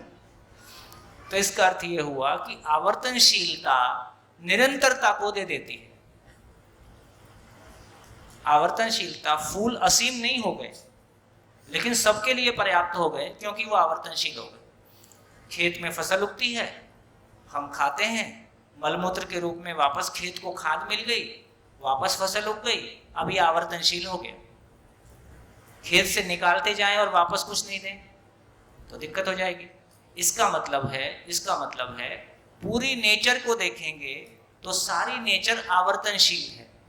तो जो आवर्तनशील है वो हमको यूज करने का अधिकार है, जो आवर्तनशील नहीं है वो हमको यूज करने का अधिकार नहीं है। इसका मतलब कोयला और पेट्रोलियम आवर्तनशील है, कोयला और पेट्रोलियम आवर्तनशील है। इसका मतलब है जो आवर्तनशील है वो हमारा नहीं है, वो नेचर का है। इसलिए कोयला और पेट्रोलियम निकालना मानव ने गलती के रूप में किया। अब ये देशों को ध्यान में भी आ रहा है, तो इसका मतलब है कि ये हमारे लिए ईंधन नहीं है, ये प्रकृति का, धरती का, अपने शरीर की व्यवस्था को बनाए रखने का अपना जुगाड़ है। वो नेचर में है, नेचर के लिए है, मानव के लिए नहीं है। जो आवर्तनशील है, जमीन के ऊपर है, वही मानव के लिए। धीरे धीरे इन बातों को भी समझेंगे तो हमारी ये क्लैरिटी बनी कि अर्थशास्त्र प्रकृति में जब आवर्तनशील है तो ये हमारे में आवर्तनशील कैसे हो जाए। तो देखिए क्या हुआ। अब ये समझ में आया कि मानव की भौतिक आवश्यकताएं निश्चित है। निश्चित है। कैसे निश्चित है? एक आदमी रोज कितना खाता है? तो ऐसा बोलते हैं 400 ग्राम। 1 किलो मान लो, 1 किलो रोज खाएगा, 360 दिन खाएगा, 80 साल तक खाएगा, पहले चला गया तो बचेगा। तो कितना आएगा ये आता है लगभग, जोड़ के बताओ, करो गुणक, लगभग ये 320 क्विंटल के आसपास आता है। ठीक। अब 1 एकड़ में कितना पैदा होता है? 1 एकड़ में गेहूं कितना पैदा होता है? 1 एकड़ में गेहूं कितना पैदा होता है?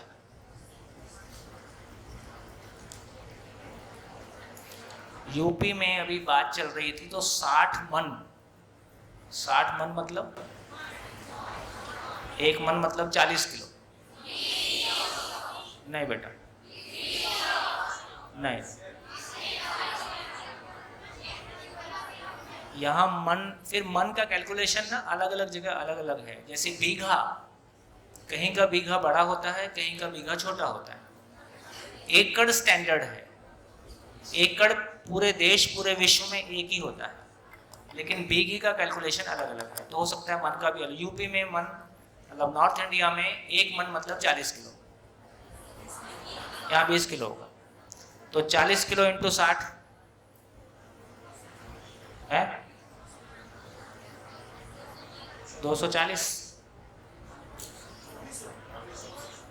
24 क्विंटल। तो लगभग, यदि मैं, पता नहीं मेरे ध्यान ठीक है, तो 24 क्विंटल 1 एकड़ में गेहूं, 24 क्विंटल 1 एकड़ में। ठीक। अब 220 क्विंटल चाहिए 80 साल में। तो कितनी जमीन हो एक आदमी के पास कि उसकी खाने की आवश्यकता पूरी हो जाए? तो ये 1 एकड़ के आसपास, 1 एकड़ का 1/10 ऑफ एकड़ आता है। और भारत में अभी भी प्रति व्यक्ति 1 एकड़ से ऊपर जमीन आती है, अभी भी प्रति व्यक्ति। तो इस रूप में हम देखेंगे कि जितनी हमारी जरूरत है उससे कम उपलब्ध है कि ज्यादा उपलब्ध है? ज्यादा उपलब्ध है। देखो यहाँ तो थोड़ी परिस्थितियाँ कम ज़्यादा हो सकती हैं। सामान्यतः जैसे हमारे पास मान लीजिए मोबाइल है, 24 घंटे में से कितना देर यूज़ होता है? 1 घंटा 2 घंटा, लेकिन 24 घंटे उपलब्ध है ना, है ना। हमारे घर के सारे कमरे 24 घंटे उपलब्ध हैं, लेकिन सारे कमरे कितने समय यूज़ होते हैं?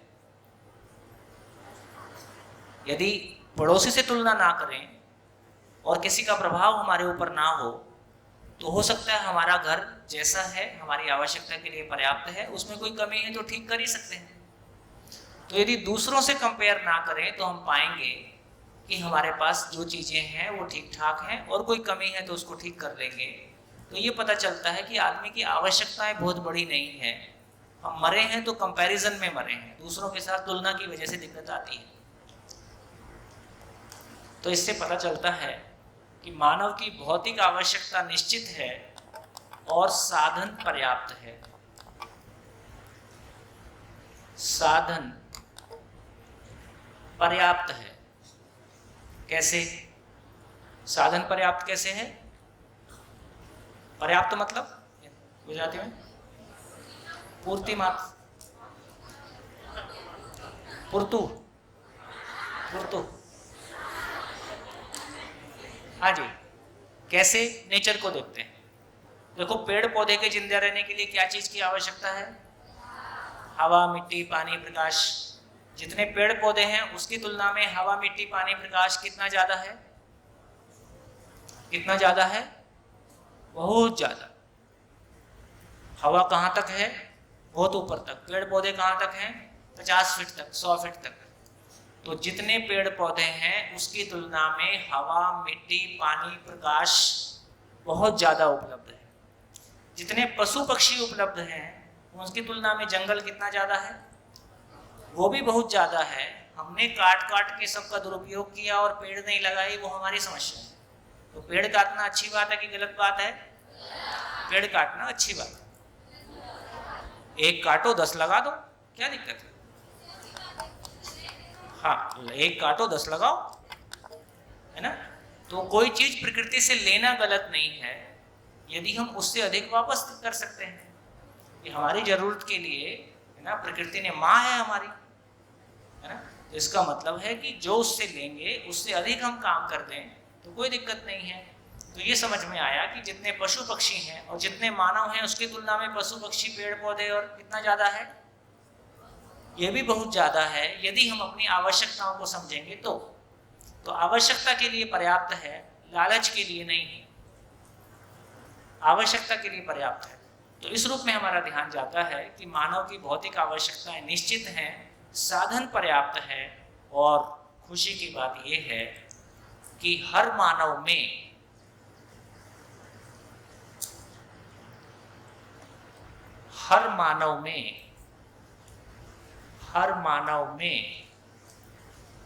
आवश्यकता से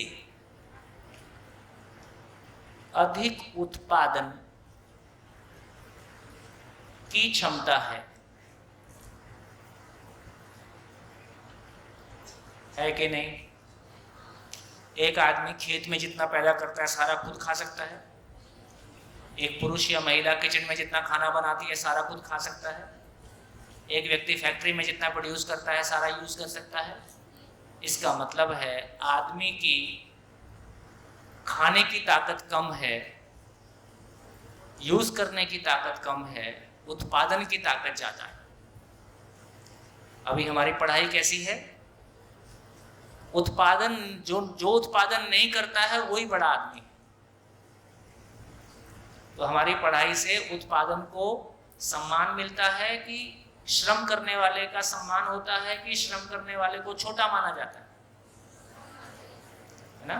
हमारी पढ़ाई ऐसी है कि श्रम करने वाले को छोटा माना गया, तो इससे हमारा नुकसान हुआ। इससे हम उत्पादन करने वाले ना बन के, है ना, नॉन उत्पादक हो गए, नॉन प्रोडक्टिव हो गए। तो इससे हमारी समझ में, लेकिन अभी भी हमारी समझ में आता है कि देश में कौन सा वर्ग उत्पादन करता है? बहुत शिक्षित, बहुत क्वालिफाइड, बहुत सक्षम, या सबसे कमजोर, सबसे अशिक्षित या सबसे साधनहीन? और फिर भी अनाज देश के लिए पर्याप्त है, फिर भी साधन पर्याप्त है। तो इसका मतलब है कि यदि हमको समझदारी होगी तो साधनों का सदुपयोग होगा कि दुरुपयोग होगा, उत्पादन कम होगा कि ज़्यादा होगा, और धरती को बचाएंगे कि नहीं बचाएंगे। तो धीरे से हमारा ध्यान गया कि हर मानव में आवश्यकता से अधिक उत्पादन करने की क्षमता है। इसलिए हर परिवार समृद्धि पूर्वक, समृद्धि का मतलब है अभाव का अभाव, हर परिवार समृद्धि पूर्वक जी सकता है।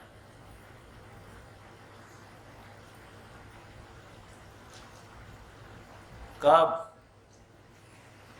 जब उसको समझ में आ जाए कि मेरी आवश्यकता क्या है, तब। तो इसमें हमारी भौतिक आवश्यकताएं एड्रेस हो गई, लेकिन मानव की भावनात्मक आवश्यकताएं भी हैं। तो ये भी समझ में आया कि मानव की भावनात्मक आवश्यकता, भौतिक आवश्यकता और भावनात्मक आवश्यकता असीम है।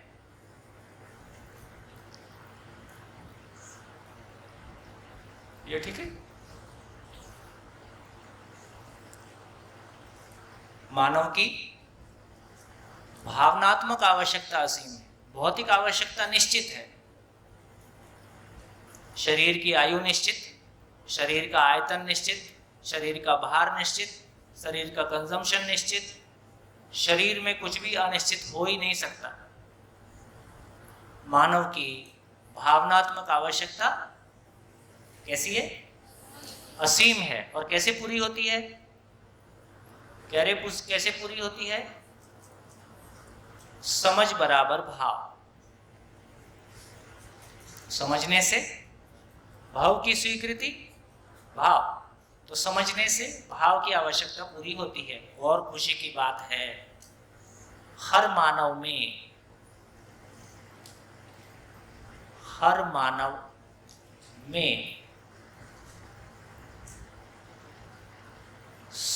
समझने की क्षमता कैसी है? असीम आवश्यकता के लिए असीम क्षमता हर मानव में पहले से मौजूद है।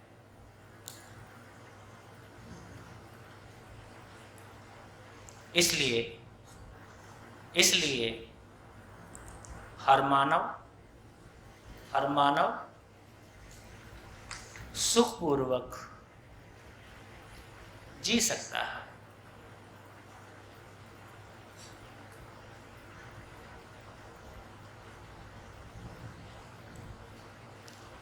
हर मानव सुखी हो जाए, हर परिवार समृद्धि को पा जाए, हर मानव सुखी हो जाए, हर परिवार समृद्धि को पा जाए, इसी का नाम है सुफल,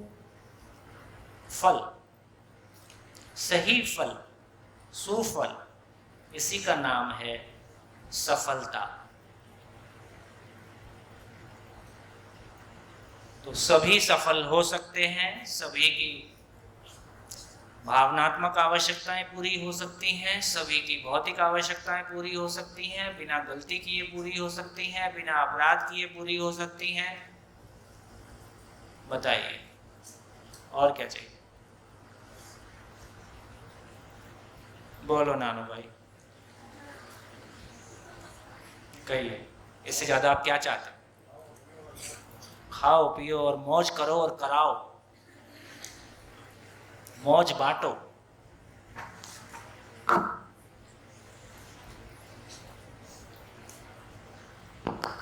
बोलिए, अर्थशास्त्र के शिक्षक कहाँ हैं? कितने हैं? एक ही है बस? पूरे कैंपस में एक ही शिक्षक है? दो हैं, तो दूसरा यहाँ नहीं है। बताइए, कोई गलती हो तो बताइए। ठीक लग रहा है? कोई गलती हो तो बताइए। माइक लीजिए।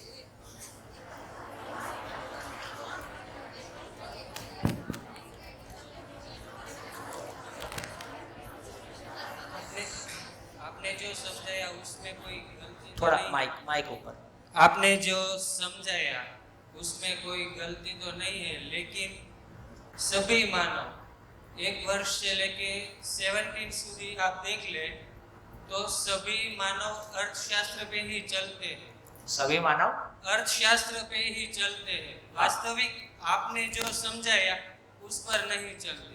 हाँ, तो उस पे कैसे चलेंगे भाई? जिसको पढ़ाया था उस पे चलते हैं, इसको पढ़ाओगे तो इस पे चलेंगे। इस पे नहीं चलेगी, इस पे कंपटीशन है ना मानव, इसलिए इस पर नहीं चल सकते, इसीलिए वहां पर गलत साबित होता है। आपने जो नहीं, क्यों नहीं भाई, 1 मिनट, क्यों नहीं चल सकते? मानव की जो जरूरियात है ना वो अनलिमिटेड है, इसलिए नहीं चल सकते ना।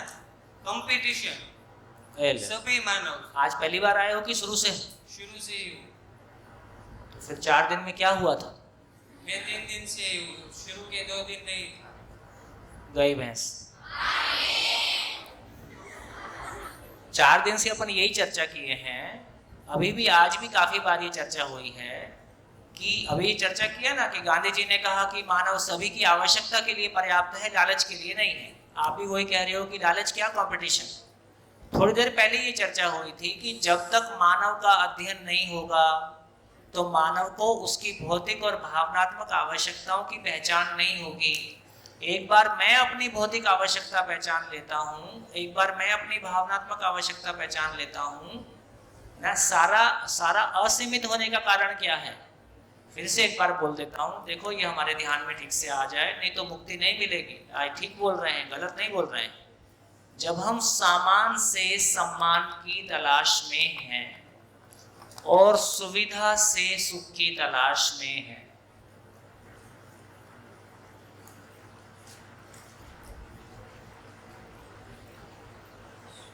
अब आवश्यकता अनलिमिटेड होगी ही, कंपटीशन में जाएंगे।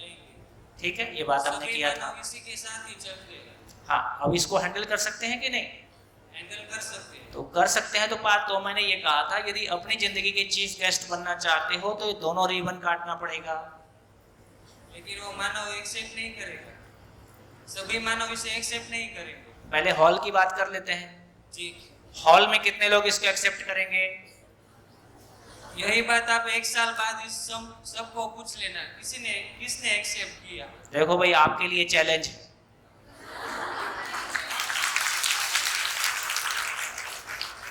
आपके लिए चैलेंज है ना?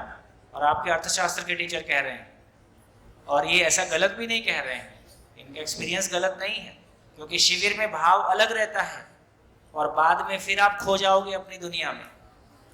अब ये नानू भाई की जिम्मेदारी है और सारे टीचर समूह की जिम्मेदारी है कि कैसे इस उत्साह को योग्यता तक पहुंचाया जाए।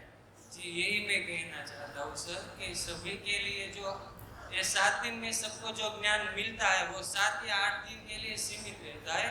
उसको मैं ऐसा नहीं कह रहा हूँ कि कोई इसको अप्लाई नहीं करता, लेकिन 100 में से 75 समथिंग पीपल इसको अप्लाई नहीं करते, 25 पीपल इसको अप्लाई करते हैं। तो मैं तो ये कहूंगा कि यदि 25% ने भी अप्लाई किया तो 100% सफलता। एक बात बोलना चाहता हूं, 25% तो बड़ा रेशो है, मेरे हिसाब से तो 5 के नीचे ही रहता है। जी सर, मैंने जो ग्रेजुएशन कंप्लीट की, मास्टर और बीएड, सभी जगह से मुझे एक ही बात सुनने मिली कि अगर आप में काबिलियत नहीं है टीचिंग लाइन में जाने की तो आप वहाँ तक नहीं जा सकते। आपको कोई अधिकार नहीं है बालक की जीवन खराब करने का। इसलिए जो आप में विश्वास हो और आप बालक को सुधार सके तभी उसी स्टेज पर जाना। और हमारे सर कहते थे कि अगर आपके क्लास में से 1 या 2 बच्चे की जिंदगी सुधरे तो अपना जीवन धन्य। इसी बात पर मैं चलता हूँ और ऐसा ही काम करता हूँ। देखो, ये बात इस बात का आश्वासन देती है कि यदि क्लास में रेगुलर एफर्ट है और टीचर की क्लैरिटी है तो 50% से ऊपर ही आंकड़ा चला जाएगा, है ना? क्योंकि बात तो बहुत साफ सुथरी है, कहाँ गैप है पकड़ में आ रहा है, कैसे एड्रेस करना है पकड़ में आ रहा है। और ये किसी राम कृष्ण और किसी महापुरुष की चर्चा नहीं हो रही है, सीधे सीधे हमारी आपकी बात हो रही है, कहाँ जिंदगी फंसी है, कैसे उसको निकालना। तो अब मूल बात इस बात की है कि बहुत खुशी हुई आपके विचार जान के और आपका क्लैरिटी समझ के तो एक बात ये समझ में आ गया कि पहला आवश्यकता देखो इस बात की है कि मैं कितनी भी अच्छी बात करूं, नानू भाई कितनी भी अच्छी बात करें, क्लास में जो प्रस्तुत हो रहा है क्लैरिटी तो उसी की काम आएगी, है ना। तो आप शिक्षक समूह को, आप सारे शिक्षक मिलके किस तरह से, यदि इसमें कोई कमी है तो मुझको बताएं, इसमें कोई कमी नहीं है तो कैसे उसको जमीन पे उतारें। तो पहले अपने में उतार के देखें, अपनी फैमिली में उतार के देखें। आपको अपने में और आपकी फैमिली में रिजल्ट मिलता है तो क्लासरूम में आ जाएगा, है ना। और तो एक बात हाँ, यहाँ 17+ के एज के भी लोग बैठे हैं, तो उसके मन में यही भाव होगा कि मैं 2-3 पीढ़ी के लिए इकट्ठा कर लूँ। सभी के मन में यही भाव है कि मेरी पीढ़ी दर पीढ़ी सुखी हो और उसके लिए मैं आज कमा लूँ। इसी भाग दौड़ में आपने जो दूसरी बात कही ना, आवर्तनशील अर्थशास्त्र, वो अप्लाई नहीं हो रहा। अगर ये भाव मन से निकल जाए और मैं मेरे लिए ही करूँगा, ऐसा भाव होगा तो आवर्तनशील अर्थशास्त्र अप्लाई होगा। इसी के साथ बढ़िया बढ़िया बढ़िया, बिल्कुल ठीक। तो सार क्या निकला? सार इतनी ही निकला कि जितना हमारे समझने में क्लैरिटी आ जाएगी उतना हमारे एक्शन में आ जाएगी। तो कंसेप्चुअली कोई प्रॉब्लम है क्या? कंसेप्चुअली प्रॉब्लम है अर्थशास्त्र। आपका नाम क्या है? आपका नाम क्या है? आपका नाम माइक लीजिए।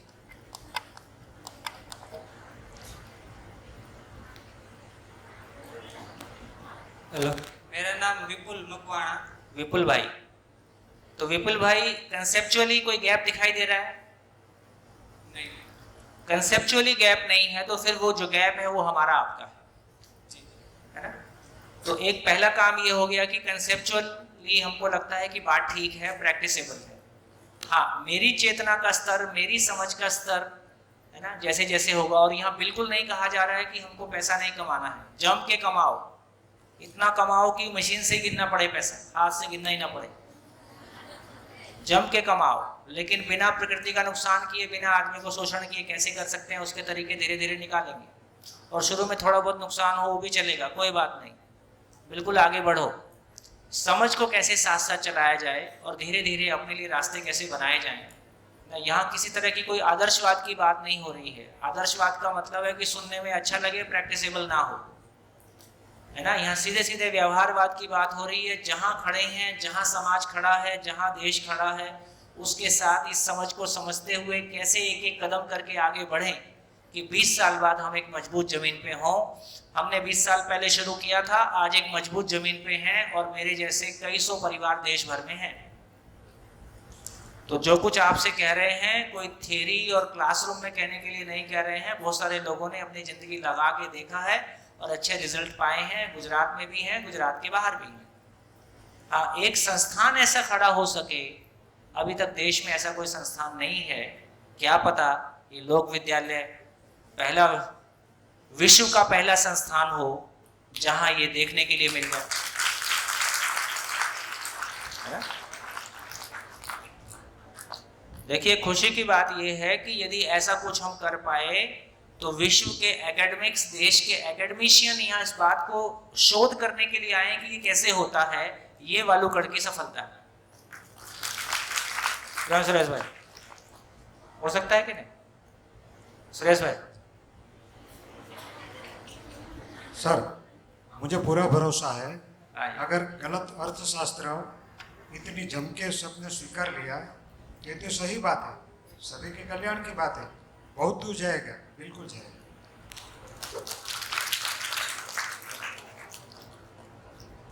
सर, मुझे एक डाउट था इस इकोनॉमिक्स में।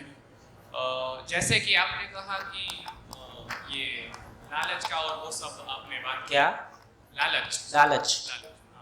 तो मतलब इसमें हम बिजनेस की बात करें तो मैंने भी थोड़ा इकोनॉमिक्स पढ़ा है, इसीलिए डाउट था कि कोई भी बिजनेस है उसमें थोड़ा कैसे चीटिंग जो कहते हैं या ब्लैक मनी में ट्रेडिंग होता है और वो सब छोटी मोटी चीज़ें हर बिजनेस में चलती रहती है इस ज़माने में। तो आप कह रहे हैं कि वो नहीं होना चाहिए? नहीं, देखिए, मैं बिल्कुल यही कह रहा हूँ कि आप एक दिन में पूरे व्यवस्था को बदल नहीं सकते।